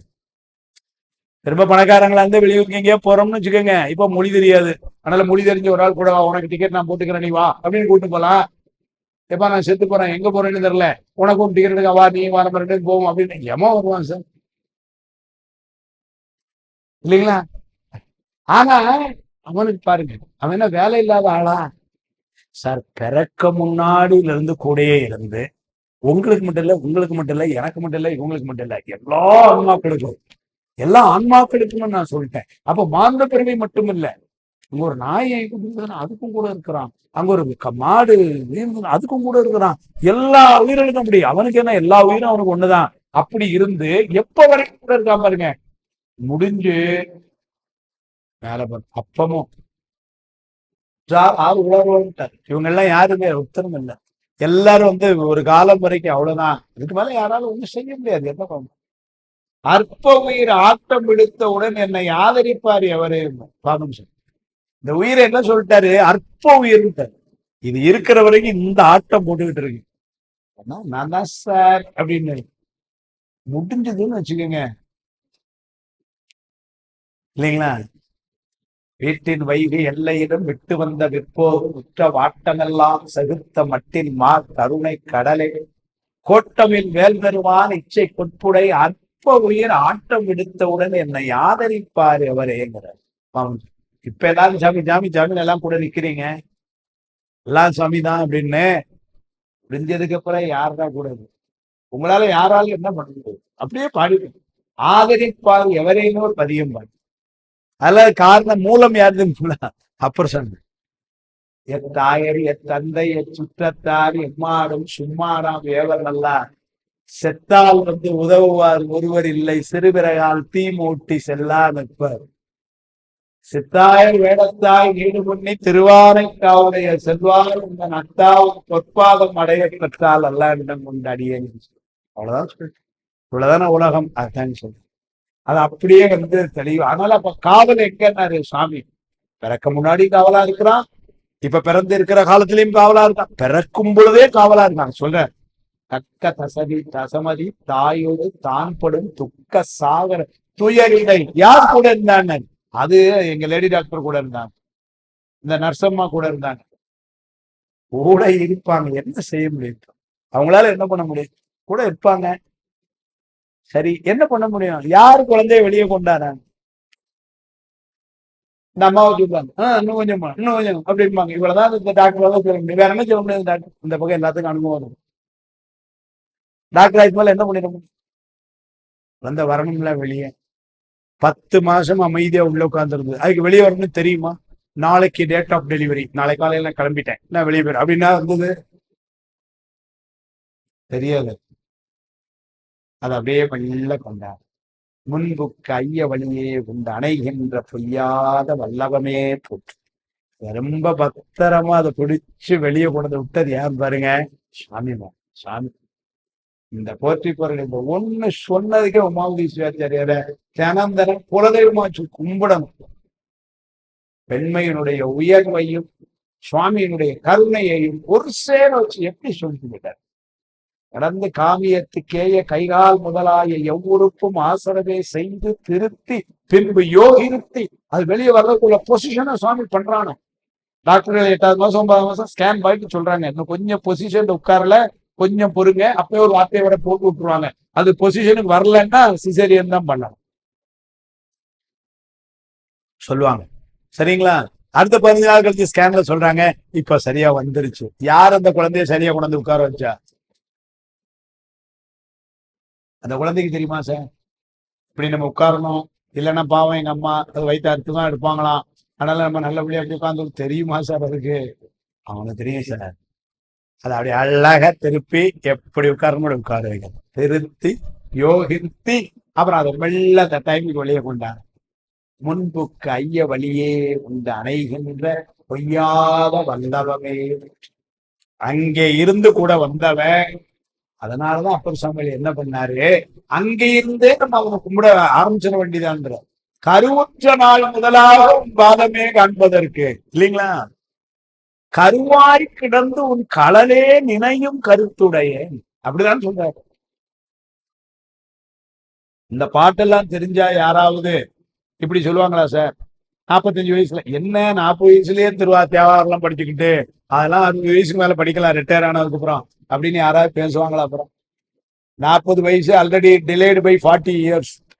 ஏன்னா எப்ப இருந்து படிக்கணுங்கிறாரு? கருவாய் கிடந்து. நியாயமா அம்மா முன்னாடி திருவாசகத்தை முழுங்கி இருக்கணும் அது படிக்கிறதுக்கு, அங்க இருந்து படிக்கணுமா? அப்படி சொல்லியிருக்கு. அதனாலதான் அந்த காலத்து தொம்மை பெண்களுக்கு எல்லாம் தெரியும், வீட்டுல பெரியவங்க எல்லாம் பெரியவங்க எல்லாம் இருக்காங்க. அதனாலதான் என்ன பண்ணாங்க பாருங்க, கருவுற்று இருக்க தாய்மார்கள் திருமுறைகளை கேட்கிறாங்க, திருமுறைகளை படிக்கிறாங்க. ஏன்னா இவங்க படிக்கும்போது உள்ள இருந்து கேட்டுக்கிட்டு இருக்கு. அதனாலதான் வெளியே வந்தோன்னா அந்த பாட்டு சேர்ந்த பிள்ளைகளுக்கு டக்குன்னு மனப்பாடமா இருது. ஏன்னு கேட்டார், அதெல்லாம் நான் அப்பமே 7 மாசம் 8 மாசத்துலயே கட்டதுதான் அப்படிங்க. சில பாட்டு வரமாட்டேங்கன்னா என்ன அர்த்தம்? அம்மா படிக்கலன்னு. அம்மா படிச்சிருந்தா சில குழந்தைகள்லாம் பாருங்க 4 வயசு 3 வயசு 4 வயசுல தேவரம் இருக்குது. எப்படி தெரிஞ்சது இதுக்குன்னாரு? அம்மா படிச்சிருக்காங்க, அப்பா படிச்சிருக்காங்க. அப்பா படிக்கலாம், அப்பா என்ன வீட்டுல அம்மா ஜாங்கியான உட்கார வச்சு அது அம்மா உன் பிள்ளை கேட்குதுன்னு அப்பா என்ன ஒண்ணு படிக்கணும், பண்ணோட பாடினா உள்ள இருக்கிறது கேட்டுக்கிட்டு இருக்கு. அதெல்லாம் சொல்ற. அப்ப சுவாமி அங்கிருந்து கூடவே வந்து சகலத்துல இப்ப வேண்டியதெல்லாம் கொடுத்து கருவிகள் எல்லாம் வளருமாறு செய்து பண்டாரியானபடி போற்றி. பண்டாரின்னு சுவாமி. பண்டாரம்னா செல்வம்னு அர்த்தம். அந்த செல்வத்தை எல்லாம் நமக்கு கொடுக்கிறவன் அவன் பண்டாரி. ஆனா அப்படி நமக்கு கொடுத்து இந்த கருவிகள் நான் வளர்ற மாதிரி செஞ்சு இது அது இந்த உலகத்தை அனுபவிக்கிற மாதிரி அதுக்கு கூட இருந்து பாருங்க, போகங்களை கொண்டு கொடுக்கறது அவன், இந்த போகத்தை அனுபவிக்கத்தக்கிற இந்த கருவிகளை கொடுக்கிறான். சரி, கருவியையும் போகத்தையும் கொடுத்தா மட்டும் காணாது, இந்த கருவிக்கு வேலை செய்ய தெரியாது, கூட இருந்து அனுபவிக்க வைக்கிறதும் அவன். எவ்வளவு கருணை, எவ்வளவு காவல் பாருங்க. பண்ணி கடைசியில எல்லாம் முடிஞ்சு போனதுக்கு அப்புறமும் விடலைங்க, கூடவே. போன வாரம் 2 வாரம் முன்னாடி சொன்னேன், அப்படி கூடே போனதுக்கு அப்புறம் ஏதோ பிறவிகள்ல முன்னாடி தெரியாம செஞ்ச ஏதோ பாவத்தினால நரகலோகத்தை கொண்டு போட போறாங்கன்னா கூட இந்த பிறவில வழிபாடு செஞ்சிட்டோம்னா சுவாமி என்ன பண்றான், அங்கேயும் வந்து தடுத்தா போடுறாங்க. மடித்தாடும் அடிமைக்க நன்றியே மனநே நீ வாழும் நாளும் தடுத்தாட்டி தருமனார் தமர் செக்கில் இடும்பொழுது தடுத்து ஆட்கொள்வாங்க. தருமனார் தமர் யமனுடைய ஆட்கள் வந்து நம்மளை தூக்குடா போடுறா செக்குல அப்படின்னு உள்ள தூக்கி போடுற அந்த இடத்துல வந்து ஸ்டாப் பண்ணும். ஸ்டாப், அவெல்லாம் நம்ம ரிலீஸ் அப்படின்னு கூட்டு போயிடும். காலன்ட்டு இருந்தா நம்மளை தடுக்காங்க சொல்றாரு இல்லைங்களா? என் அடியே வழிபடுவான் நிமலா நினை கருத என் அடியான் உயிரை ஒவ்வே என்று அடல் கூற்று உதை. என்ன சொல்லியிருக்கார், என் அடியான் உயிரை ஒவ்வே. யமன்ட்ட என் அடியார் பகுதியை நீ கோபப்படா அப்படின்னு ஒரே யுத்தம். அடியான் உயிரை ஒவ்வேன் என்று அடல் கூற்று உதைத்த பொன்னடியே பரவி நாடும் பூவோடு நீர் சுமக்கும் நின் அடியார் இடர்களையாய் எங்களை அப்படிதானே கேட்கிறாரு அங்க. அதனால காவல்னா சுவாமி எல்லா நேரத்தையும் காக்கும் எம் காவலனே காண்பரிய பேரொழியே. அருமையான சொல், காண்பரிய பேரொழின்னு. நீங்க கண்ணு தெரியாம இருந்து ஒளி தெரியாம இருக்கிறது ஒரு பக்கம், கண்ணு தெரிஞ்சுமே சில ஒளி பார்க்க முடியாது. உதாரணத்துக்கு சொல்றேன், காலையில ஒரு 11:30 மணிக்கு சூரியனை பார்த்துட முடியுமா நம்மளால? கண்ணு தெரிஞ்சுமே பார்க்க முடியாது, அது ரொம்ப பிரகாசமான ஒளி பார்க்க முடியாது. சூரியனையே நம்மளால பார்க்க முடியாதுன்னா பெருமானை எப்படி பார்க்க முடியும்? எவ்வளவு சூரியன் மாதிரி இருக்கிறாங்கிறார் கந்தர்கள் வந்து சொல்றார். 100,000 கோடி சூரியன் மாதிரி பிரகாசமா இருக்காங்கிறார்.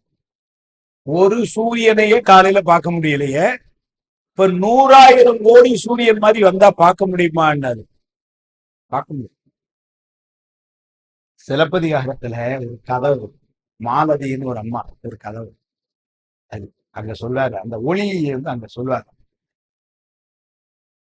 அம்மாவுக்கு கல்யாணம் ஆகி கொஞ்ச நாள் குழந்தை இல்லை,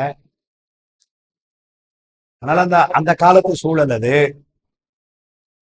அந்த அம்மாவே சொல்லிட்டு கணவனாக்க நீங்க இன்னொரு கல்யாணம் பண்ணிக்க அந்த காலத்து அமைப்பு.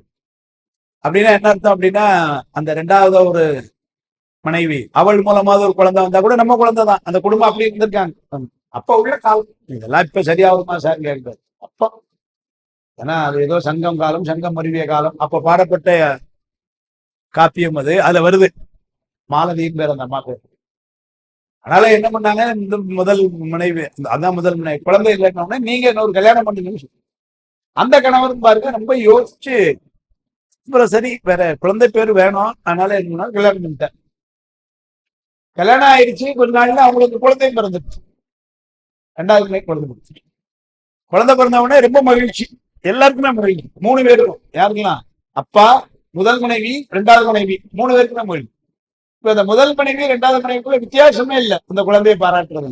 2 பேருக்கும், அது பெற்ற அம்மா, இது மூத்த அம்மா, 2 பேரும் ஒரே சந்தோஷம், ரொம்ப நல்லா வளர்ந்துட்டு இருந்தது. ஒரு நாள் என்ன ஆயிடுச்சு,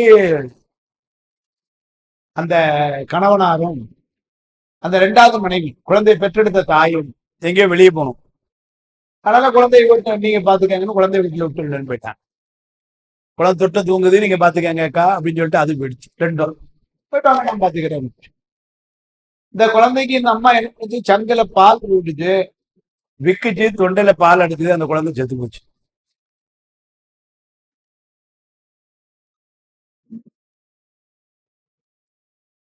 எப்படி இருக்கும் பாரு, குழந்தை செத்து போச்சு.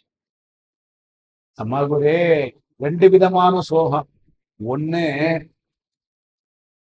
நமக்கு தான் ஒரு குழந்தை இல்லை, ஏதோ பெருமான் மூலமா இப்படி ஒரு குழந்தை கிடைச்சது, அதையும் வச்சு கொஞ்சிறதுக்கு நமக்கு ஒரு வாய்ப்பு இல்லாம போயிடுது அப்படின்னு ஒண்ணு.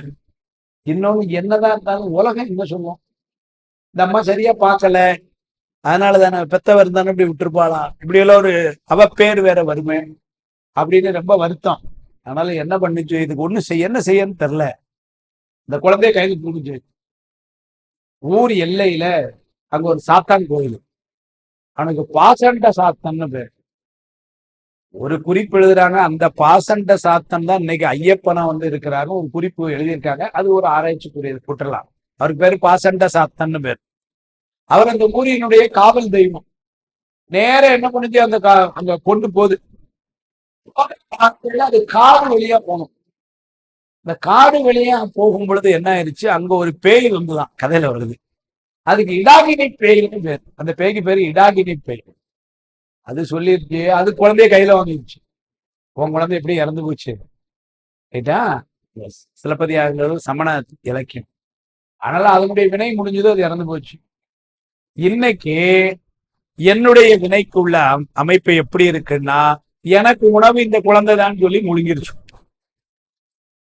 இப்ப கதை எப்படி ட்விஸ்ட் ஆகுது பாருங்க.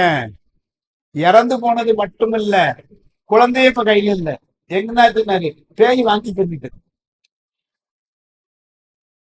இந்த கதையினுடைய தொடர்ச்சி அடுத்த வாரம் அப்படின்னு சொன்னாங்க. அடுத்த வாரம் எல்லாரும் வாரம் கும்பரம் குழந்தைகள் அப்படின்னு சரி சரி அப்படின்னு உட்கார்ந்துருக்காங்க. இப்போ குழந்தைக்கு என்ன சொல்லணும் அப்படி எல்லாரும் பாக்குறோம். குழந்தை இறந்து போச்சு, இடாகினி பெய் துண்டுருச்சு. இந்த அம்மா அந்த சாத்தன்கிட்ட போச்சு, போய் வழிபாடு செய்து ஓ அழுதுச்சு. ரொம்ப அழுத உடனே என்ன ஆச்சு, அந்த சாத்தானுக்கு என்ன செய்யணும்ல கதையில அப்படிதான் வருது. சாத்தான் வந்து இப்ப அந்த அம்மா முன்னாடி காட்சி கொடுத்தான், காவல் தெய்வம் சொல்லி. அந்த சாத்தான் சொல்றான், அம்மா உன் நிலைமை எனக்கு புரியுது, குழந்தை இறந்து போனுச்சு, வருத்தம். ரெண்டாவது இப்ப வந்து அந்த பேய் வந்து தின்னுட்டு போயிடுதுன்னு சொல்லி சொன்னா இதை யாராவது முதல்ல ஒத்துக்கிடுவாங்களா? எல்லாரும் என்ன சொல்லுவாங்க, இந்த அம்மாவே கொண்டு பிள்ளைய கொண்டுட்டு பேசுவாங்க உலகத்துல. அதனால எனக்கு தெரியுது. ஆனா உண்மை, அந்த குழந்தைக்கு உயிர்ல என்னால கொடுக்க முடியாது. அது சொல்றது, நான் வந்து இந்த ஊருக்கு ஒரு காவல் தெய்வம். சுவாமி எனக்கு அந்த பணியை தான் கொடுத்துருக்கான். காவல் தெய்வம்னா என்ன வேலை, இந்த நாட்டுல இருக்கிற புலி, சிங்கம், கரடி உங்களுக்கு எதுவும் பாதிப்பு வராம பாரு, ஒரு திருட்டு பயம் அதுகள் இல்லாம இருக்கு. இந்த ஊரை காவல் காக்கிற வேலை எனக்கு. இப்படி இறந்தவரை எழுப்புறதுக்கு நான் ஒண்ணு ஞானசம்பந்தர் அப்பர் பெருமானும் கிடையாது. அது சொல்லல அவரு, நம்ம எடுத்துக்கணும். ஆனாலும் என்னால முடியாது. நம்ம சாத்தான் காலை கட்டிட்டு அழுது போக மாட்டேன். சாத்தான் என்னடா இது, நம்ம காலையில இப்படி வந்து மாட்டிக்கிட்டோமே, அவனுக்கு என்ன செய்யன்னு தெரியல. நம்ம அழுது விட்டவே மாட்டேன், போக மாட்டேங்க. இப்பதான் சாத்தானோட ஐடியா பண்ணான். சொல்றான், அந்த இறந்த குழந்தையை என்னால் உயிர்ப்பிக்க முடியாது, ஒண்ணு வேணா செய்யறேன். நான் அந்த குழந்தை உருவிலே இப்பொழுது உன் கூட மாறேன். குழந்தை உருவில என்ன கொண்டு போய் கொண்டு தொட்டில போட்டு கேட்கும். வந்தவங்களுக்கு யாருக்கும் தெரியாது, அவங்க குழந்தை தூங்குன்னு சந்தோஷமா இருப்பாங்க. கொஞ்ச நாள் இப்படி போட்டோம், அதுக்கப்புறம் நம்ம அதை என்னன்னு பார்த்துக்கலாம். இவன் பார்த்தான், இந்த அம்மா பார்த்தது சரி. ஏன்னா இது இப்போதைக்கு இது தவிர ஒரு வழி இல்லை. பிரச்சனை முதல்ல முடிஞ்சது, நம்ம செல்லன்னு நினைக்க பாருங்க. சரி இப்போதைக்கு பிரச்சனை முடிங்க, அப்புறம் வருது அப்புறம் பாத்துக்கலாம் சார் அப்படின்னு உலகத்துல சொல்றேன் பாருங்க.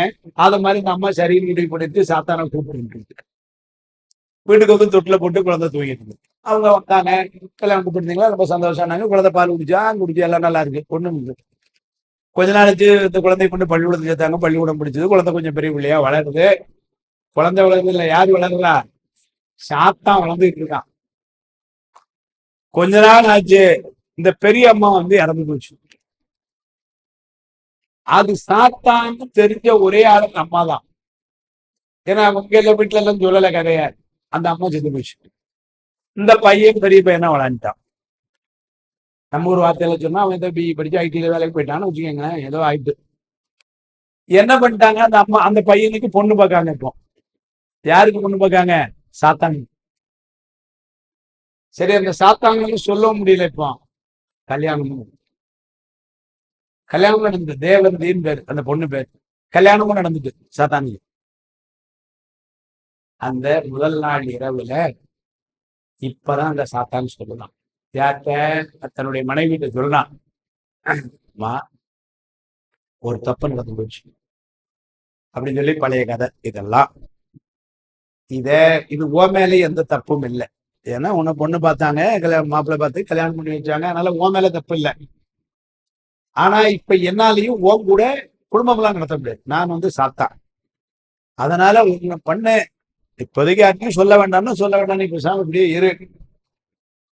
நான் ஊர் எல்லையில அங்க இருக்கிறேன். உனக்கு என்ன வேணுமோ நீ என்கிட்ட வந்து கேளு, நான் தரேன். அப்படின்னா காவல் தெய்வமா என்னால உனக்கு வேண்டிய சாப்பாட்டுக்கு வேண்டிய வசதிகள், ஒரு சேலை, துணிமணி, நகை, நட்டு இதெல்லாம் நான் தர முடியும். இவ்வளவுதான் செய்ய முடியும். ஆனா உன் கூட கணவனா நான் இருந்து வாழ முடியாது. இப்போதைக்கு இத அப்படியே இருந்துடலாம் சார். இப்படி யாராவது சொன்னா எந்த பொம்பளை நம்புவாளா சார்? நீங்க யோசிச்சு பாருங்க. என்ன சம்பந்த ஐயா, நம்புவாளா? அந்த பொம்பளை சொல்லுது, இதெல்லாம் நான் நம்ப மாட்டேன், நீ ஏதோ என்கிட்ட ஏமாத்துறீங்க. இவன் எவ்வளவு சொல்லி பார்த்தான், அந்த பொம்பளை நம்பல. அந்த அம்மா என்ன சொல்லிருச்சு அடுத்த ஒரு வார்த்தை, நீ உண்மையிலே சாத்தான்னா உன்னுடைய சுய ரூபத்துக்கு எனக்கு காட்டு. உண்மையிலே சாத்தான்னா அந்த ஒளி காட்டு. ஏன்னா அப்பதான் நான் எந்த அம்மா என்ன நினைக்குது, இவன் ஏதோ சும்மா டகால்ட்டி விடுறான் நம்மகிட்ட, அதனால நம்மள அல்லது வேற யாரோ பிள்ளைய மனசுல வச்சிருப்பான் போல, அம்மா அப்பா சொன்னாக்கா நம்ம கழுத்துல தலையை கட்டிட்டான், இப்போ வந்து இப்போ கூட வாழ முடியாதுங்கிறான், இவனை விடக்கூடாது அப்படின்னு சொல்லிட்டு சாத்தானை விட பெரிய ஆள் அந்த அம்மா. என்ன சாத்தானுக்கே மனைவின்னு எப்படி இருக்கும் அது?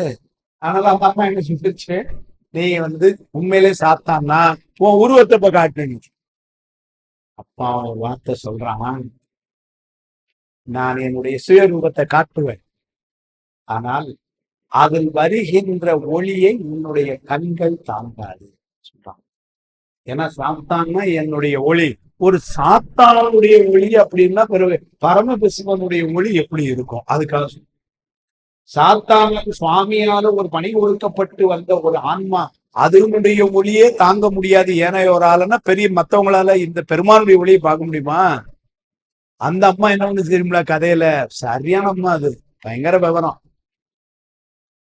அப்படியா, சரி அவ்வளவு பெரிய ஒளி என்னால பார்க்க முடியாதான்னு சொல்லல சார். நீங்க பாருங்க, எவ்வளவு பெரிய சாத்தானாவும் இருந்தாலும் ஒய்ஃப்ட கட்டிக்க முடியாது. அதான் கதையுடைய நீதி. சாத்தானாவே இருந்தாலும் மாட்டினான்னா மாட்டான். அந்த அந்த அம்மா என்ன சொல்லிச்சு, நீங்க யாரும் யோசிச்சு, நம்ம எல்லாம் யோசிக்கவே இல்லை. அந்த அம்மா சொல்லுது, நீதான் பெரிய சாத்தான்ங்கிறிய, நீ பெரிய தெய்வம்ங்கிறல்ல, அப்போ ஒண்ணு பண்ணு, உன்னுடைய அந்த ஒளியை காட்ட முன்னாடி அந்த ஒளியை கண்ணுக்கு பவர் கொடுத்துட்டு இப்போ ஒளியை காட்டி சிக்கனாலும் சேகர மாட்டான். அப்படிதான் கதை வரும். பின்னாடி என்ன சித்தாந்தத்துல அந்த சாத்தானை காணாது அந்த கண்ணுக்கு வேண்டிய ஒரு உரிமையை கொடுத்தான் முக்தி இன்பத்தை அனுபவிக்கின்ற இந்த ஆன்மாக்களுக்கு இறைவன் செய்து வைக்கின்ற சத்தினி பாதம். சத்தினி பாதம்னா என்னன்னு புரிந்து கொள்வதற்கு, அந்த முக்தி இன்பத்தை நாம் அனுபவிப்பதற்கு சுவாமி நம்மை தயார் செய்தல். பின்னாடி அப்புறம் என்னாச்சு, அந்த தேவந்தையும் காவல் தெய்வமாக இப்ப 2 பேரும் காவல் தெய்வமா இருந்தார்கள் அப்படின்னு வந்து பின்னாடி கதை வருது. அப்ப எது சொல்ல வந்தோம்னா, ஒரு சாத்தானுடைய ஒளியையே நம்மால பார்க்க முடியாது என்று சொன்னால் பெருமான் எப்படி இதுல இருப்பான்? அதான் சொல்றாரு, காண்பரிய பேரொளியே. சுவாமியினுடைய ஒளி வெள்ளம் என்பது அப்படி இருக்குமா? 100,000 கோடி சூரியன் கந்தர் கல்யாணம் சொல்றார், 100,000 சோதி இளம்பருதி 100,000 கோடி வளம் தரும் தெய்வீக வடிவாய்கிறார். அப்பேற்பட்ட தேஜஸ் சுவாமி. அதை சொல்றார். ஏன்னா இவர் சொல்ல முடியும், ஏன்னா பார்த்தவர், திருப்பெருந்துறையில சுவாமியை நேர்ல பார்த்தவர். அதனால அப்படியே ஆள் ஜெக ஜெக ஜெக ஜெக ஜெக ஜெக ஜொலிச்சிருக்கிறார். அப்படியே சொல்ற, செந்தளவு குறைத்திரு மேனியம் காட்டீங்க. இவர் பார்த்த சுவாமி எப்படி எல்லாம் இருந்தார். முருவலர் பவளமீனி ஒளி நீர் அணிந்து உமையலும் பிள்ளை விடைமேல் முருகலர் கொன்றை திங்கள் முடிமேல் அணிந்து என் உளமே புகுந்த அதனால், அது என பார்த்ததுனால. சுண்ணவன் சந்தன சாந்தம் சுடர் உங்கள் சுழாவதி மன்ன உரிவில்லை வளரும் பவள நிறம் அண்ணல் அரண்முரணியர் மகளம் லாய் அறவும் தென்னன் கெடில புனலும் உடையா ஒருவர் நான் பார்த்தது அங்க. அதனால இவங்கெல்லாம் வந்து பார்த்தனால பெருமான் எப்படி இருக்காங்கன்னு அப்படியே சோதி பிளம்பாய் ஜொலிச்சிருக்கிறான் சுவாமி. அதைத்தான் பேரியனார் அம்பன் மேனி திகழும் கண்டு வாதப்படம் நெத்தில திருநீர் பூசிருக்கிறான். அந்த திருநீரை அந்த நெற்றிக்கண்ணை மறைச்சு திருநீர் பூசியிருக்கார். அங்கிக்கண் கறந்த நன்முதல் மேல் கவின சாத்தி வேதுனா நம்பன் மேனி திகழ்வது கண்டு அப்படின்னு சொல்ற உளம் மகிழ்ந்து பொருத்த முதும் கையில் புத்தகம் ஏது ஐயா என்ன பொய்மையிலா சிவஞான போதம் என்றார் அப்படின்னு சொல்றார் பாட்டு.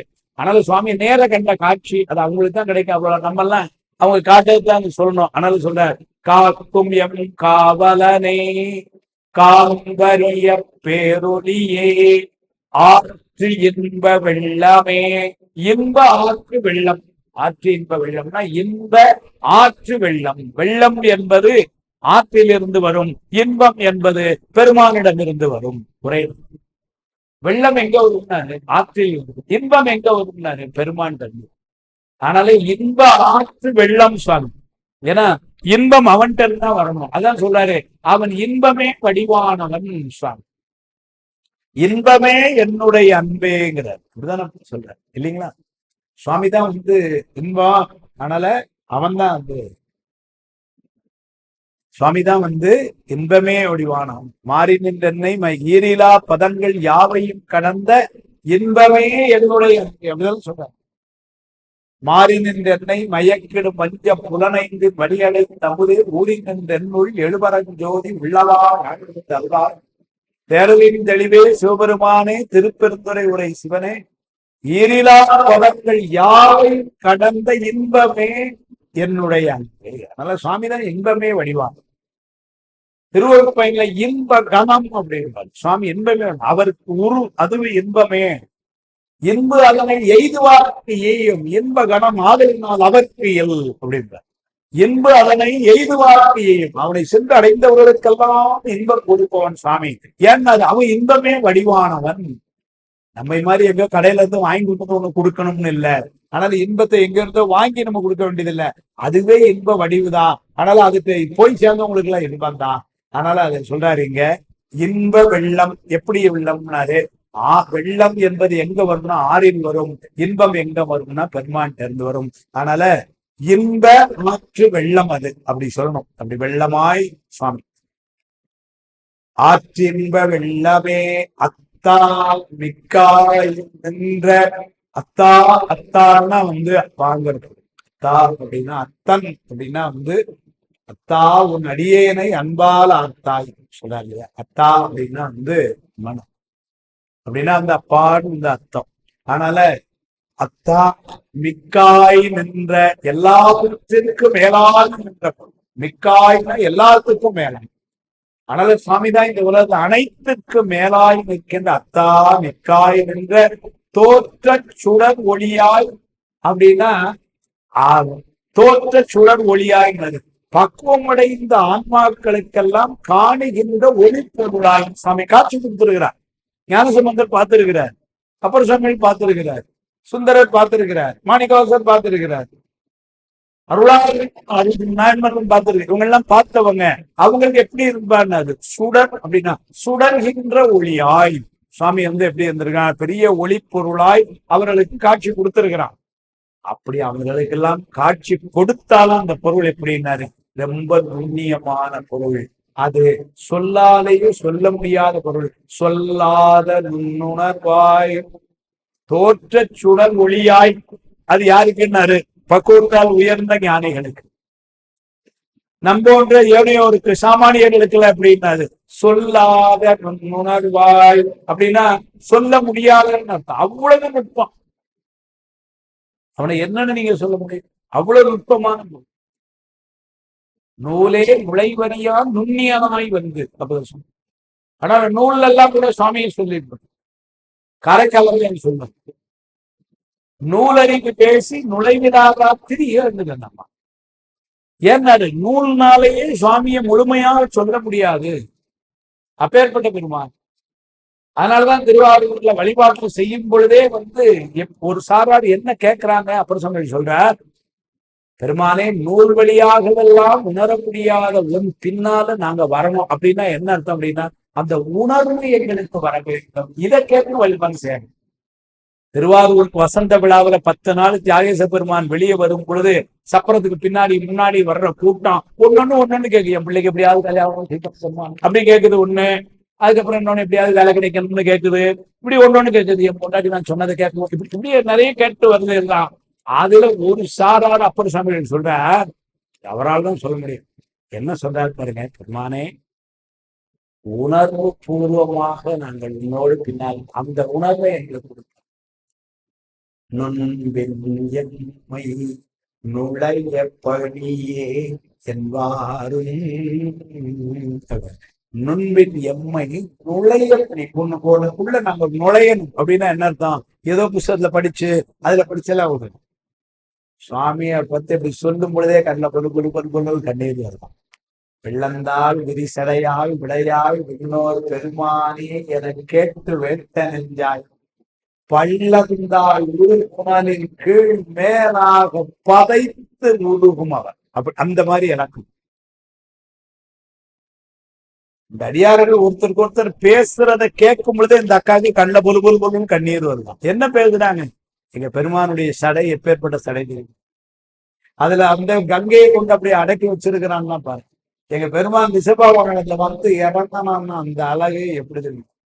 எங்க பெருமான் மார்ச் 29 திருவாரூர் அப்படி தேர்ல ஏறி வந்தானா அப்படின்னு இப்படி ஒரு சொல்றதை கேட்கும் பொழுதே இன்னொரு அக்காவுக்கு பொழுன்னு கண்ணீர் வருதான். ஏன்னா அந்த அக்காவுக்கு பக்குவம் அப்படி. மாதேவன் வாழ்விளக்குள் வாழ்த்திய வாழ்த்துறை போய் வீதி வாய் கேட்டலுமே விம்மி விம்மி மெய்மறந்து போதார் அமளியின் மேல் என்றும் புரட்டும். அதானே சொல்றாரு. அந்த பக்குவம் இது புத்தகத்தை பிடிச்செல்லாம் வராது. இது எப்படி சுவாமி நீதான் தரும். அந்த அந்த பக்குவம் வர்றதுக்கு அப்ப என்ன அடிப்படையினாரு? அளவு கடந்த அன்பு சுவாமி மேல. அப்படிதானே? நீ அளவு கடந்த அன்பு தானே வரும்.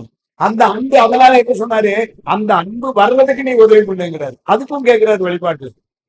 நாடகத்தால் உன் அடியார் போல் நடித்து நான் நடுவே விடகத்தே புகுந்திடுவான் மிக பெரிதும் விரைகின்றேன் ஆடகச்சி மணிக்குன்றே இடையரா அன்பு உனக்கு என் ஊடகத்தே நின்று உருக தந்து அருள் என்னுடைய பெருமானே. அதனால அந்த அன்பை தந்த அந்த அன்புதான் இந்த உருக்கத்துக்கு. துன்பம் நம்மை தொழாத நாள்கள் என்பாரும் இன்பம் நம்மை ஏற்றும் நாள்கள் என்பாரும் நுண்பின் எம்மை நுழைய பணியே என்பார் நண்பின் ஆறு நாளாம் அதுவண்ணம் என்று அருமையா. அதனால அந்த அதுதான் இங்க நுழைய. அப்ப சுவாமி எப்படின்னா அது சொல்லாத நுண்ணுணர்வாய் அப்படி நுட்பமான பொருளை வார்த்தையால் அவனை என்ன சார் வர்ணிக்க முடியும்? அடிக்கடி சொல்றாங்க, சொலக்கரிய சூழலாய் இது ஒன் தன்மைன்னு சாமி சொல்ல முடியாது. நற்பதத்தான் நற்பதமே ஞானமூர்த்தி நலம் சுடரே நால்வேதத்து அப்பால் என்ற சொற்பதத்தால் சொற்பதமும் கடந்து என்ற சொலற்கரிய சூழலாய் இதுவும் தன்மை நிற்பதொத்து நிலையிலா நெஞ்சம் தன்னுள் நிலவா புலாருடன்பே புகுந்து நின்ற கற்பகமே யான் உன்னை விடுவே நல்லே கனகமாமணி நிறத்தி என் கடவுளாம். இப்படிதானே போகணும். அதனால சுவாமியை இன்ன தன்மையன் என்று அவனு சொல்லிட்டார். இன்ன தன்மையன் என்று அறிவோன்னாயம்மான் சுவாமி. இன்ன தன்மையன்னே அவனை சொல்ல முடியாது. யாரு? சுந்தரமூர்த்தி சுவாமி கூடிய தோல்ல கை போட்டு அலைஞ்சது. அதுவே சொல்லுது. பெருமானை என்னன்னு சொல்ல முடியாது. என்னன்னே சொல்ல முடியாது. அப்புறம் எப்படி பாட்டுல கூட வைக்க முடியும்? உரை உணர்வு இறந்த ஒருவ போற்றி அப்படிதான் வந்து சொல்றாரு. உரை உணர்வு நிறைந்த பொருள். அதனால யார் உன்னை உரைக்குமாறு உணர்த்தேன் அவ்வளவுதான் சொன்னார். பெருமானை உன்னை யாராலையும் சொல்ல முடியாது. ஆனா நான் ஒரே வழிபாடு வைக்கிறேன். என்னன்னாரு? நான் உன்னை சொல்ல வேண்டும். அந்த மாதிரி இருந்துச்சு. அதெல்லாம் பொல்லாவினையே புகழுமாறியே அப்படின்னு கூடவே இருந்தீங்களா சார்? நீங்க பாத்தீங்க, உங்களுக்காக வந்தாரு, தீட்சை கொடுத்தாரு, கூட குதிரை வாங்கி கொடுத்தாரு, என்ன ஒண்ணும் தெரியாதுங்கிறீங்கண்ணா. ஐயோ எனக்கு ஒண்ணும் தெரியாதுங்க அப்படின்ட்டு இவ்வளவு கூட இருந்து அந்த கதையெல்லாம் சொல்ல வேண்டியதானே அப்படின்னா, பொல்லாவினையேன் புகழுமாறு அரியன் புகழுமாறு ஒன்றறியேன் ஒண்ணு கூட எனக்கு தெரியல அப்படின்னா நான் அப்படி அவனை பற்றி என்னால என்ன சொல்ல முடியும்? அத்தாங்க சொல்ற தோற்ற சுடரொளியாய் சொல்லாத நுண்ணுணர்வாய் மாற்றமாம் வையகத்தின் வெவ்வேறே வந்தறிவாம். மாற்றமாம் வையகத்தில், இந்த வையகத்திலே பரிணாம வளர்ச்சியினாலே மாற்றமடைந்து கொண்டே இருக்கிற உலகம். இந்த உலகம் என்பது மாற்றமடைந்து கொண்டிருக்கிறது. உலகத்தில் இருக்கிற பொருள்களும் மாற்றமடைந்து கொண்டே இருக்கும். நேற்று 10 வருஷத்துக்கு முன்னாடி இப்படி இருந்த மரம் இன்னைக்கு இப்படி இருக்கு. 25 வருஷம் முன்னாடி நெல் கொடுத்த மரம் முந்தா நாள் சாஞ்சிருச்சு. இப்படி இது மாற்றம் இந்த உலகம் நடந்து கொண்டு இருக்கு. ஆனால் இந்த மாற்றமாம் வையகத்தின் வெவ்வேறு வந்து. ஆனா சுவாமி எப்படி இருக்கிறார்? வெவ்வேறு நிறையாரு. ஒவ்வொரு விதமான ஆன்மாவுக்கும் அருள்புரி இருக்க தக்கன ஒவ்வொரு நேரம் ஒவ்வொரு இடத்திலே ஒவ்வொரு கோணத்திலே வருகிறார். இதே வெவ்வேறு. வெவ்வேறுனா காலத்தால் வேறுபட, இடத்தால் வேறுபட, உருவத்தால் வேறுபட வருகிறார். வெவ்வேறு வருகிறது. ஞானசம்பந்தரை ஆட்கொள்வதற்கு வந்தா அம்மா அப்பாவும் வந்தாங்க. சுந்தரனை ஆட்கொள்ளும் போது வந்தா வயதான ஒரு வேதியராக. இது ஒரு காலம், அது ஒரு காலம். இது ஒரு ஊரு இல்லைங்களா? அது சீர்காழி. காலம் 7ஆம் நூற்றாண்டு. இது காலம் 8ஆம் நூற்றாண்டு. ஊரு திருவண்ணூர் பக்கத்துல திருப்பூர் இல்லைங்களா? அங்க வர்றாரு புத்தூர்ல. மாணிக்கவாசகர் காலம் 3ஆம் நூற்றாண்டுன்னு சொல்றாங்க. ஊரு திருப்பெருந்துறை. வந்தது குருநாதரன். அங்க வேதியனாய் வயதான வேதியர், இங்க வேதியனாய் வாரார். ஆனா ஆள் இளமையா தான் இருக்கிறார். இப்போ வெவ்வேறே வந்து அப்ப அந்தந்த இடத்துக்கு தக்கவாறு அடியார்களை ஆட்கொள்வதற்கு சுவாமி ஒவ்வொரு நேரம் ஒவ்வொரு கோலத்துல வருகிறார். வெவ்வேறே வந்து அறிவால் தேற்றனே. நாம தேற்றம் அப்படின்னா நம்மை தேற்றுதல். எப்படி தேற்றுதார்னாரு? அறிவால் நம்மை தேற்றுகிறார். ஏன்னாரு? எப்ப நம்ம தெளிவு இல்லாம இருப்போமோ அங்க குழம்பி இருப்போம். அறிவாய் ஒன்றை நம்ம நினைக்கிற அளவுக்கு வந்துட்டோம்னா இப்ப தெளிவா இருக்க சார், ஒரு பிரச்சனை இல்லை, இந்த மாதிரி அந்த மாதிரி குழப்பம் இல்லை, தெளிவா இருக்கேன்னாரு. இந்த தெளிவு எங்கேருந்து வரும்னாரு? அங்கிருந்து. தெளிவு குருவின் திருமேனி காண்டல். குருவின் திருமேனினாலே குரு யாருனாரு? ஞானாசிரியர். அவன் தானே குருவா வர போறான். ஆனால் குருவினுடைய திருவார்த்தை கேட்டவன் தெளிவுனாரு. அந்த குரு யாருன்னாரு? ஞானாசிரியர் தம்முதல் குருவுமாய் உணர்ந்த பெருமான் தானே குருநாதரா வருவான். ஆனால் சொல்றார் அறிவான் தேற்றனே தேற்ற தெளிவே என் சிந்தனையுள் தேற்ற தெளிவாய் இருக்கவன் சுவாமி. உண்மையிலே இறை வழிபாடு செய்கின்ற ஞானிகள் எப்படி இருப்பாங்கன்னாரு? ஒரு பரபரப்பு இல்லாம இருக்கிறாங்க. அந்த பரபரப்பு இல்லாம இருக்காங்கன்னா என்ன அர்த்தம்னாரு? மனசுல தெளிவா இருக்காங்க. அதனாலதான் அவங்க நமக்கு கொடுத்த உபதேசமும் என்ன சொன்னாங்கன்னு பாருங்க, பரபரக்க வேண்டாம் பலகாதுன்னு சொன்னேன். பெருமான் கூட இருக்கிறான்ங்கிற உணர்வு பூர்வமான நம்பிக்கை வந்ததுன்னு வச்சுக்கோங்க. அதுக்கப்புறம் ஏன் பரபரப்பு வரப்போகுது? அதுக்கப்புறம் ஏன் ஒரு பதட்டம் வரப்போகுது? அதுக்கப்புறம் ஏன் ஒரு கவலை வரப்போகுது? ஒண்ணும் கிடையாது. ஈண்டு வரும் வினைகளுக்கு எம்பெறான் உடன். அப்புறம் சொன்ன என்ன ஏதோ செஞ்சிருக்கிறோம், அனுபவிக்கணும், வரட்டும். நாம தான் செஞ்சிருக்கிறோம், பாத்துக்கலாம், வரட்டும். என்ன சார் இப்படி ஒரு தனாவட்டா பேசுறீங்க? ஆணவமலத்தை இல்லை, ஆணவத்துல பேசுறேன். எங்க பெருமாள் இருக்கிறாரு கூடங்கிற தைரியத்துல பேச என்ன இருக்கு, அனுபவிக்கிறோம். கூட யார் இருக்காரு? எங்க பெருமாள் இருக்கு.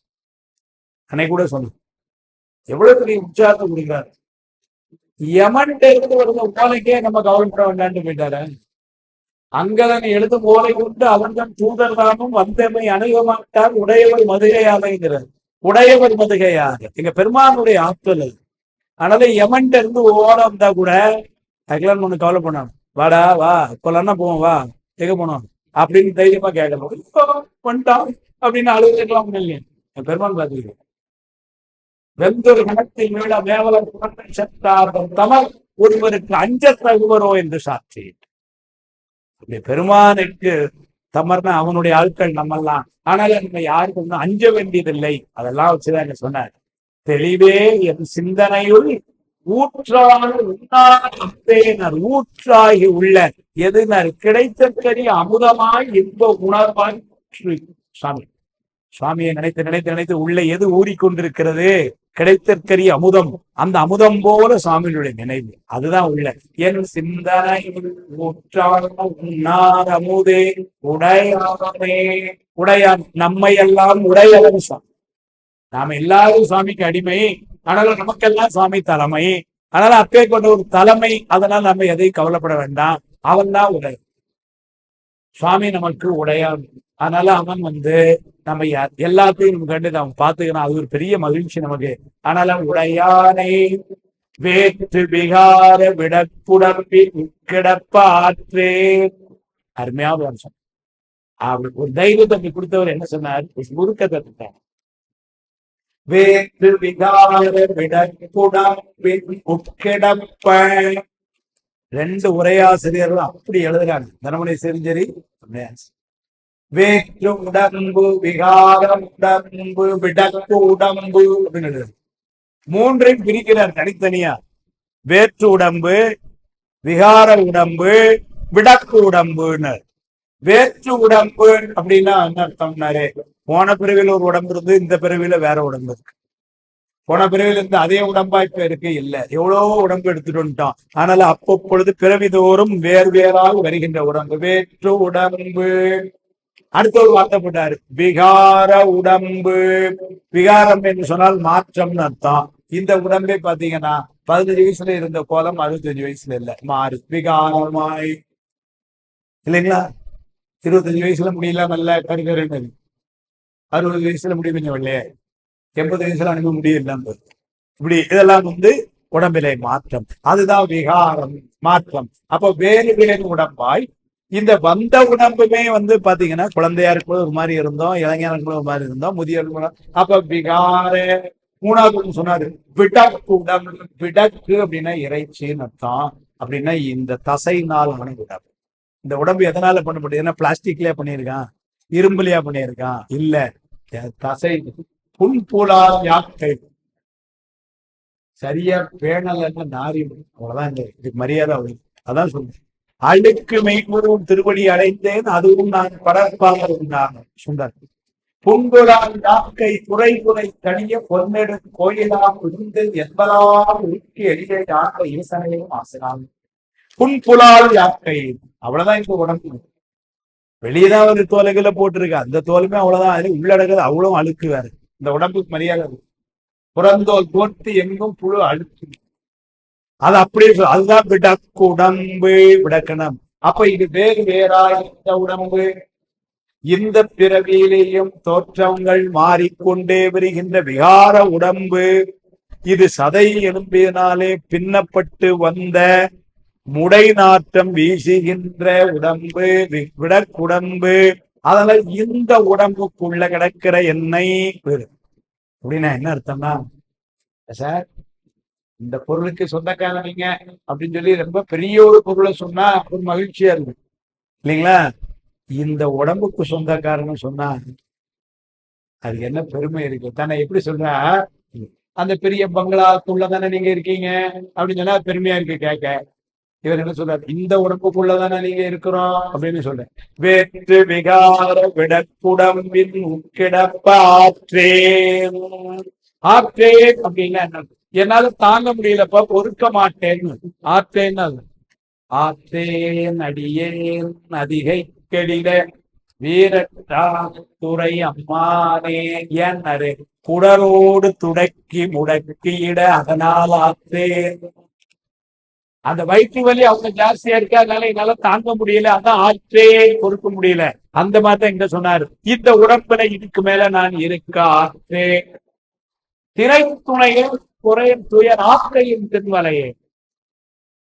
தனித்துணை நீ நிற்க தருக்கியான் தலையால் நடந்த வினைத்துணையனை விடுதி கண்டான் என்ற மனத்துணையை வைப்பினில் வைப்பேன். திணைத்துணையேனும் குறை துயர் ஆக்கை. இந்த உடம்புல இதுக்கு மேல ஒரு நிமிஷம் இருக்க முடியாது, நீ எடுத்துட்டு போயிடுங்க. அப்படியே கேட்க நீச்சல்.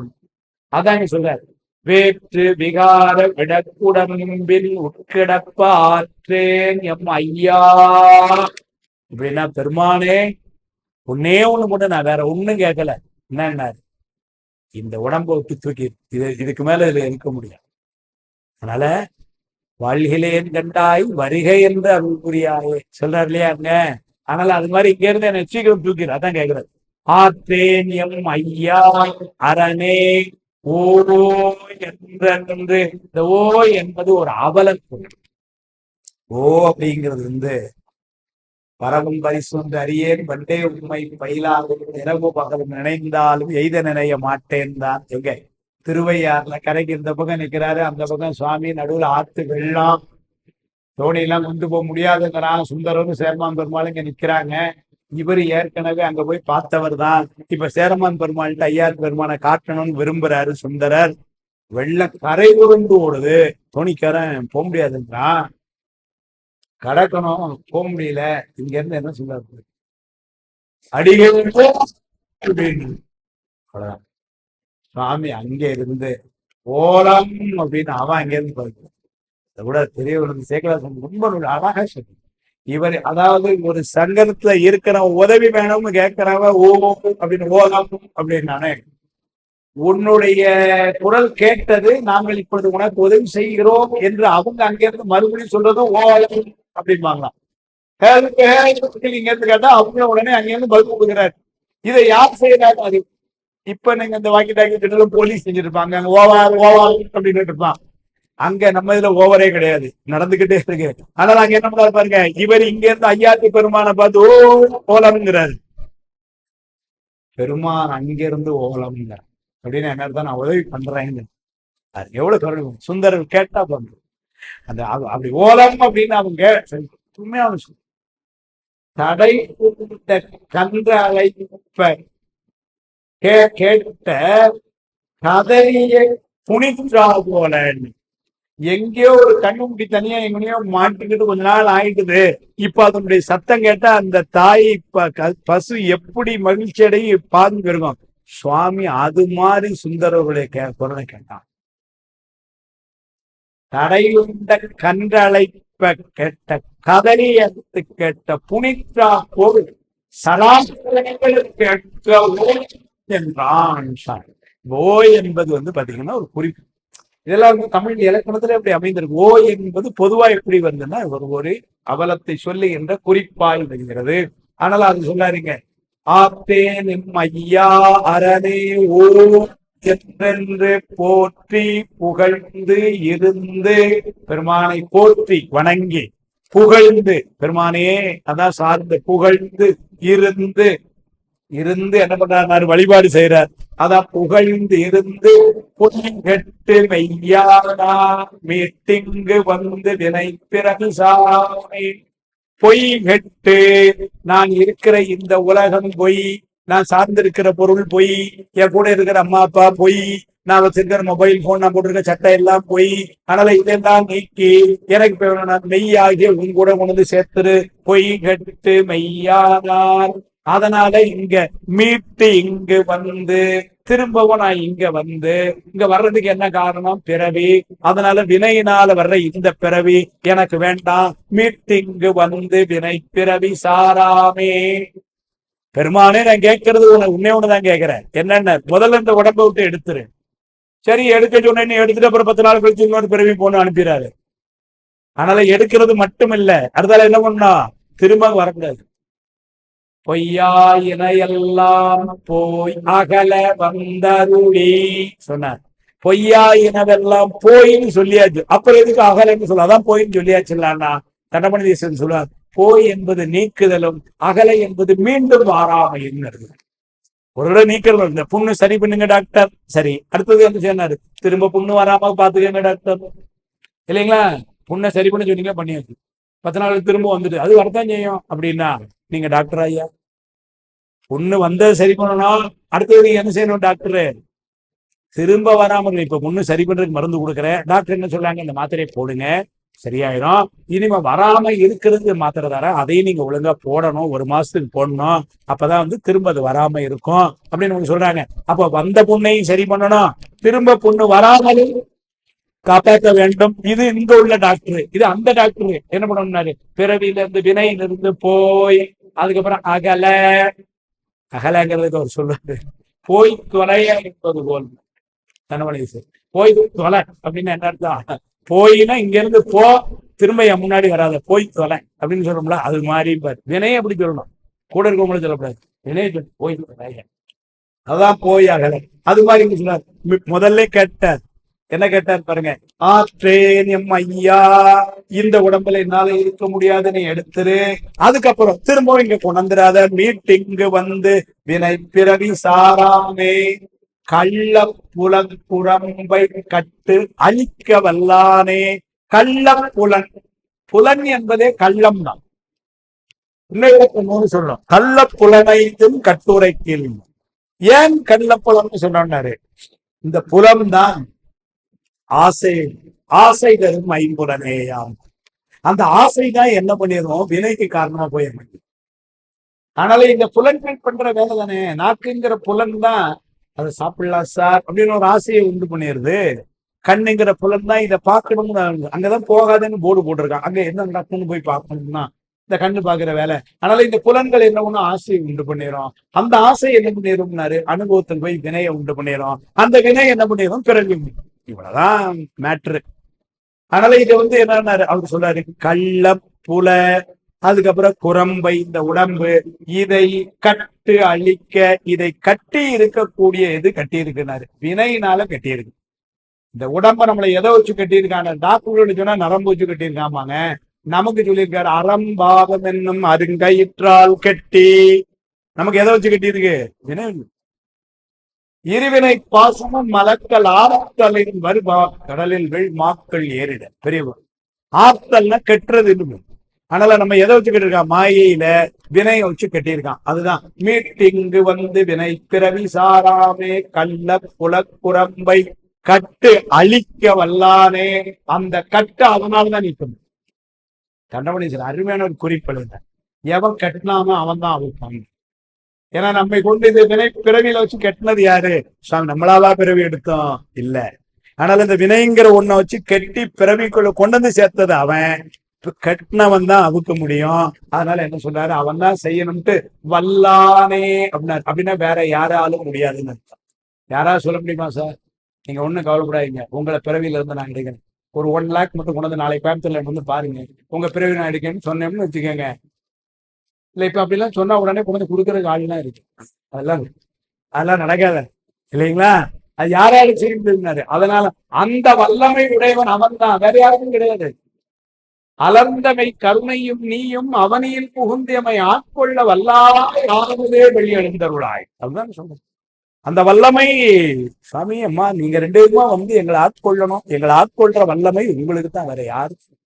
அது மாதிரி இங்க அதனால இந்த பிறவியிலிருந்து எங்களை வெளியெடுக்க யாராலும் முடியும்? யாராலும் முடியாது. அதனால கள்ள புலக்குரம்பை கட்டு அழிக்க வல்லானே நல்லிருளில் நட்டம் பயின்றாகும் நாதனே. இந்த நல்லிருளின்னா ராத்திரி 12 மணிக்கு சரியா ஆடுவான் அப்படின்னு பொருள் சொன்னா முட்டாள் இருக்கு. அவன் என்ன நைட்டு 12 மணிக்கு டைம் பார்த்து ஆடிட்டு இருக்கிறான். அப்படியே நமக்கு 12 மணினா அமெரிக்கால இப்ப பகல்ல 12 மணி. அப்ப எப்படி கணக்கு வரும்? இந்த இடத்துல நல்லிருளில் என்பது சங்கார காலத்திலே எல்லாவற்றையும் ஒடுக்கிய காலம். அதை இருள் காலம்னு பேரு.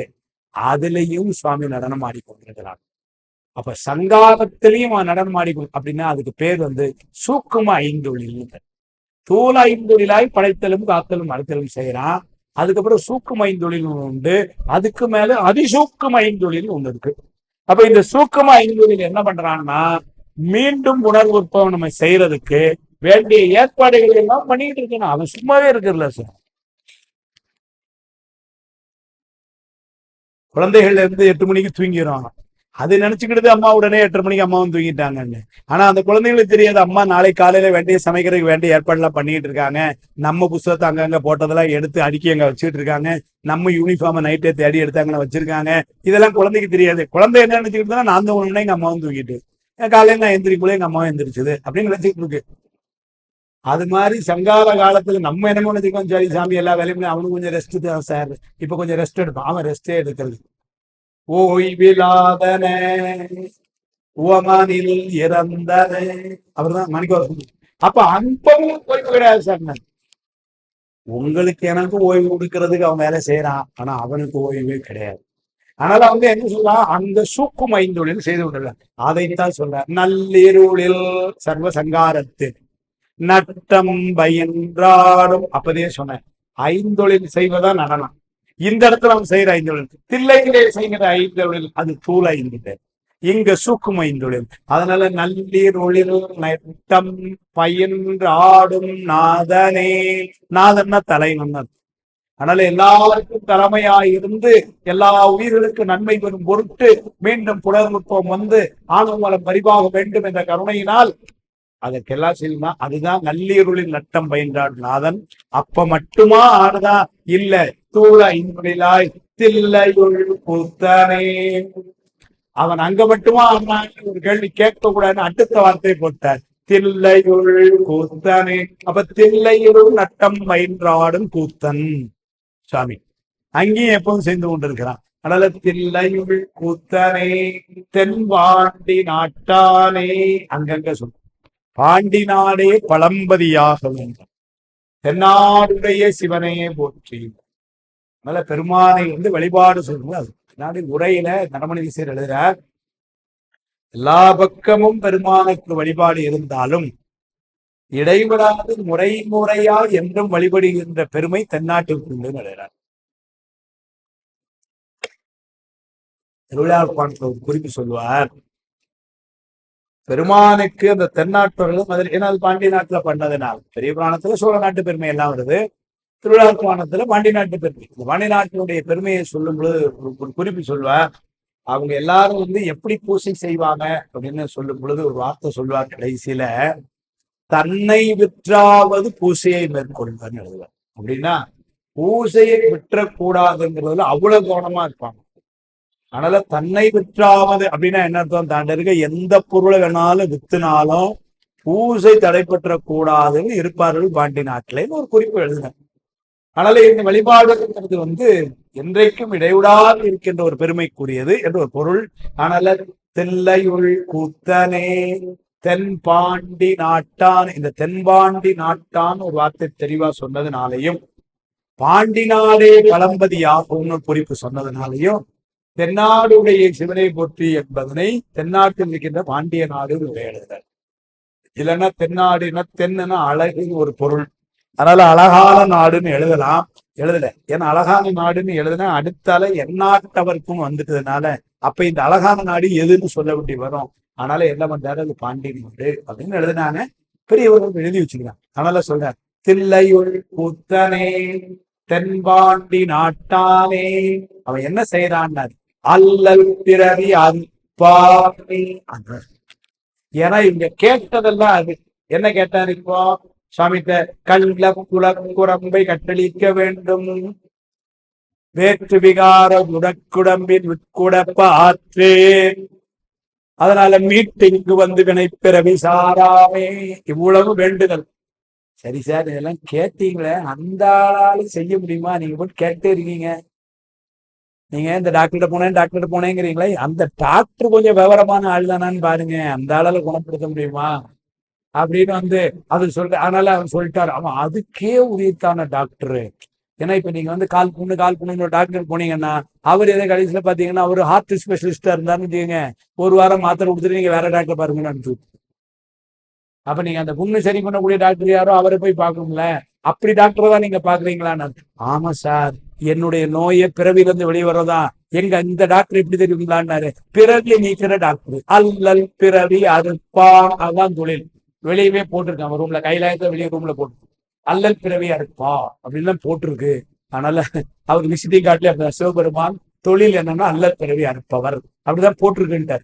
அல்லல் பிறவி அறுப்பாரே ஓ என்று அங்கே அந்த ஓ என்பது இறக்க குறிப்பு. ஏன்னா மானே அவர்கிட்ட போய், சாமி நீங்க தான் பிறவி அறுக்கணும்னு சொன்னீங்க, அதனாலதான் வந்தேன், அப்படி இல்லை, மானே என்னுடைய பிறவியை நீக்க வேண்டும். அந்த ஓலம் அல்லல் பிறவி அறுப்பானே ஓ என்று சொல்லற்கு அறியானை என முதலில் சொன்னாரு, சொல்லாத நுண்ணுணர்வாய். ஆனா சுவாமி என்ன தன்மைலாம் சொல்ல முடியாது, அப்படி சொல்ல முடியாத பொருளை சொல்லற்கு அறியானை, ஆனா அவன் சொல்லித்தான் ஆகணும். சொல்லி சார் சொல்ல முடியுமா முடியாதா? கரெக்டா சொல்லுங்க சார், சொல்ல முடியுமா முடியாதா? சொல்லற்கு அறியா, நீங்களே சொல்லிட்டீங்க. அப்புறம் சொல்லின்னா எங்கேயும் சொல்ல முடியும், நீங்க தான் சொல்ல முடியாதுங்கிறீங்க, அப்புறம் எப்படி சொல்ல முடியும் இல்லையா? மணிக்கவசத்தை கேட்கணும்ல இந்த கேள்விய. சொல்லாரு, திருவடி கீழ் இருந்து சொல்லி, அதான் அடுத்த வார்த்தை போட்டாரு, சொல்லி திருவடி கீழ்னாரு. சொல்லற்கு அறியான், அவனை எப்ப நம்மளால சொல்ல முடியும்னாரு, அவன் திருவடிக்கீழ் இருந்து சொல்லி. அப்படின்னா அவன் திருவடிக்கீழ இருந்தா சொல்லுமாறு அவன் உதவி செய்கிறான். அந்த அருளாலே அவனை சொல்லி நான் சிவபுராணத்தை அவனுடைய திருவடிக்கீழ் இருந்துதான் சொல்லுகிறேன். நான் திருவாசகத்தை அவனுடைய திருவடிக்கீழ் இருந்துதான் சொல்லுகிறேன். மாணிக்கவாசர் நான் சொல்ல, மாணிக்கவாசர் ஆனாலும் நானா சொல்றேன்னு சொல்ல. அவரு எப்படி சொல்றாரு? அவன் திருவடிக்கீழ இருந்து சொல்லற்கு அரியானை திருவடி கீழ் சொல்லி சொல்லிய பாட்டின் பொருள் உணர்ந்து சொல்லுவார் செல்வர். அருமையான இடம். சொல்லிய பாட்டின் பொருள் தெரிந்து சொல்லுவார், சொல்லிய பாட்டின் பொருள் அறிந்து சொல்லுவார் சொல்லாம சொல்லிய பாட்டின் பொருள் உணர்ந்து சொல்லுவார். ரொம்ப முக்கியமான இடம். ஏன்னா சொல்லிய பாட்டினுடைய பொருள் அப்படின்னா இப்ப இவ்வளவு நேரம் பேசணுமே இந்த பொருள், அது இல்ல அர்த்தம். சொல்லிய பாட்டினுடைய பொருள் யாருன்னா சொல்லணும். நீங்க ஒரு காப்பியம் இருந்தா காப்பிய நாயகன் யாருன்னு, பாட்டுடை தலைவன் யாருன்னு சொல்ல. அது மாதிரி இந்த சிவபுராணம் யாரை பத்தி பேசுது? யாரை பத்தி? பெருமான பத்தி. ஆனாலும் இந்த பாட்டினுடைய பொருளாய் விளங்குபவன் யாருன்னா ஒரே ஒருத்தன் தான், பெருமா.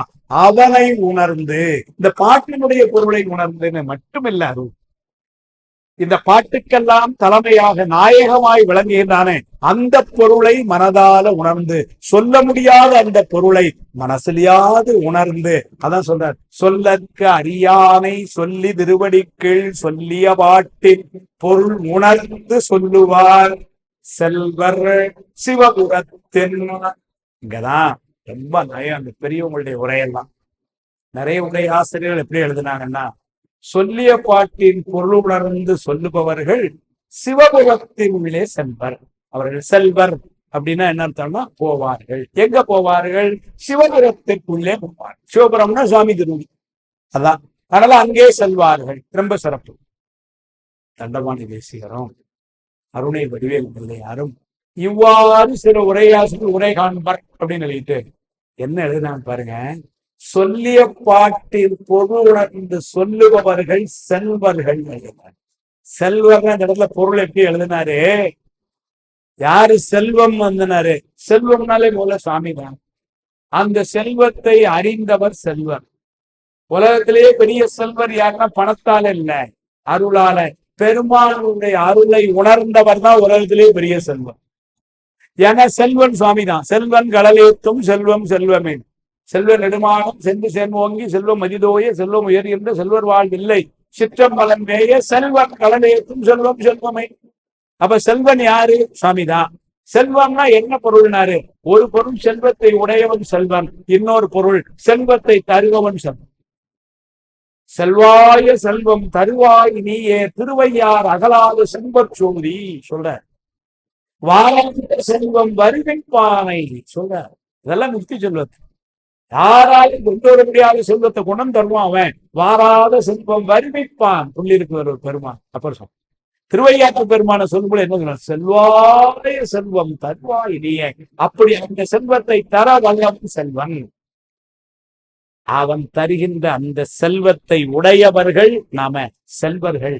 யார் செல்வர் அப்படின்னா சொல்லிய பாட்டின் பொருளாகிய பெருமானை உணர்ந்தவர்கள் செல்வர்கள். என்ன உரை! ஆனால் அவர்கள் செல்வர்கள் அங்க பெரிய செல்வம் எதுனாரு? சிவபுராணத்தை கேட்டு பொருளை புரிந்தவர்கள் எல்லாம் செல்வர்கள் சொல்லிட்டார். அவர்கள் எங்கே இருப்பார்கள்? சிவபுரத்தின் உள்ளார் அப்படின்னா அங்க டிக்கெட் அவங்களுக்கு புக் கூட விஐபி போட்டாலும் உள்ள கொடுக்க போறாங்க. சொல்லிய பாட்டின் பொருள் உணர்ந்த செல்வர்களுக்கெல்லாம் சிவபுரத்தின் உள்ளே இடம் உண்டு. சிவபுரத்தின் உள்ளார். உள்ளார் மட்டுமில்ல, எங்கே இருப்பார்கள்? சிவனடி கீழ் இருப்பார்கள். சிவபுரத்துல கொண்டு போய் அந்த ஓரத்து வச்சு அங்கே உட்கார வச்சுட்டு இல்ல, சிவனடி கீழ். இவர்கள் செல்வர்கள். அதனால் அங்க இருப்பவர்கள் எல்லாம் இவர்களை வணங்குவார்கள். பல்லோரும் ஏற்ற பல்லோரும் சிவனடி கீழ் இவர்களை ஏற்றுவார் செல்வத்தை பெற்ற செல்வர்கள். இவர்கள் யார் என்று சொன்னால் சொல்லிய பாட்டின் பொருளை உணர்ந்த செல்வர்கள். அந்த சொல்லிய பாட்டின் பொருளை உணர்ந்ததுனால எல்லாரும் வணங்குகிறார்கள். இவர்கள் எப்படி இருப்பார்கள்? பணிந்து இருப்பார்கள். பல்லோரும் ஏத்த உடனே காலம் தூக்கிட்டாமா நாம் தான் அப்படி இல்லையா? பணிந்து என்னமா கொண்டு முடிச்சாரு. சொல்லற்கரியானை சொல்லி திருவடிக்கீழ் சொல்லிய பாட்டின் பொருள் உணர்ந்து சொல்லுவார் செல்வர். அந்த செல்வர்கள் சிவபுரத்தில் உள்ளார். சிவபுரத்தின் சிவனடி கீழ் உள்ளார். சிவனடி கீழ் பல்லோரும் ஏத்த உள்ளார். பல்லோரும் ஏத்த சிவனடி கீழ் பணிந்து உள்ளார் என்று பொருள் சொல்லி அப்படிதான் கொண்டு நிறைவு செய்யறார். மீட்டிங்கு வந்து வினைப்பிறவி சாராமே கள்ள புலக்குரம்பை கட்டளிக்க வல்லானே நள்ளிருளின் நட்டம் பயின்றாடும் நாதனே தில்லையுள் பூத்தனே தென்பாண்டி நாட்டானே அல்லல் பிறவி அறுப்பானே ஓ என்று சொல்லற்கு அறியாதை சொல்லி திருவடி கீழ் சொல்லிய பாட்டு பொருள் உணர்ந்து சொல்லுவார் செல்வர். சிவபுரத்தின் உள்ளார் சிவனடி கீழ் பல்லோர் ஏத்த பணிந்து என்று சொல்லி பெருமானுடைய திருவருளாலும் மாணிக்கவாசர் பெருமானுடைய குருவருளாலும் சிவபுராணம் இந்த அளவிலே நிறைவுக்கு வருகிறது. அடுத்த வாரத்தில இருந்து கீர்த்தி திரு அகவல் சிவனது திருவருள் புகழ்ச்சி முறைமை ரொம்ப அருமையான பகுதி. ஒவ்வொரு நேரமும் ஒவ்வொரு அடியாருக்கு அவன் அருள் செய்த கோலத்தை எல்லாம் ஒன்னொன்னும் கதைன்னா புராணம். திருவிழா கோணத்துல நிறைய சொல்றார், திருவிழா கோணத்துல இல்லாத புராணங்களும் சொல்றார். நிறைய அடியார்களுக்கு வந்து அருள் செய்த ரொம்ப கடைகோடியில இருந்த அடியார்களுக்கெல்லாம் அந்த அருள் செய்த பெருமையெல்லாம் அடுத்த வாரத்திலிருந்து சிந்திக்க இருக்கிறோம் என்று சொல்லி இதற்கெல்லாம் துணையாயிருக்கின்ற திருவருளுக்கும் குருவருளுக்கும் விழா ஏற்பாடு செய்கின்ற பெரியவர்கள், கேட்டு சிறப்பிக்கின்ற அடியார்கள் எல்லோருடைய திருவடிகளுக்கும் பணிந்து அடியனுடைய அன்பான வணக்கங்களையும் நன்றிகளையும் சொல்லி வாழ்த்து பாடி நிறைவு செய்வோம். திருச்சிற்றம்பலம். வான்முகில் வளாது பெய்க மலிவளம் சுரக்க மன்னன் கோர்முறை அரசெய்க குறைவிலாது எதிர்கள் வாழ்க நான்மறை அறங்கள் ஓங்க நத்தவம் வேள்வி மல்க மேன்மெகுள் சைவ நீதி விளங்குக உலகமெல்லாம் மேன்மெகுள் சைவ நீதி விளங்குக உலகமெல்லாம் மேன்மெகுள் சைவ நீதி விளங்குக உலகமெல்லாம். தென்னாடுடைய சிவனையே போற்றி. ஏகம்பத்துரை எந்தாய் போற்றி. அண்ணாமலையம் அண்ணா போற்றி. காவாய் கனகத்திரளே போற்றி. திருச்சிற்றம்பலம்.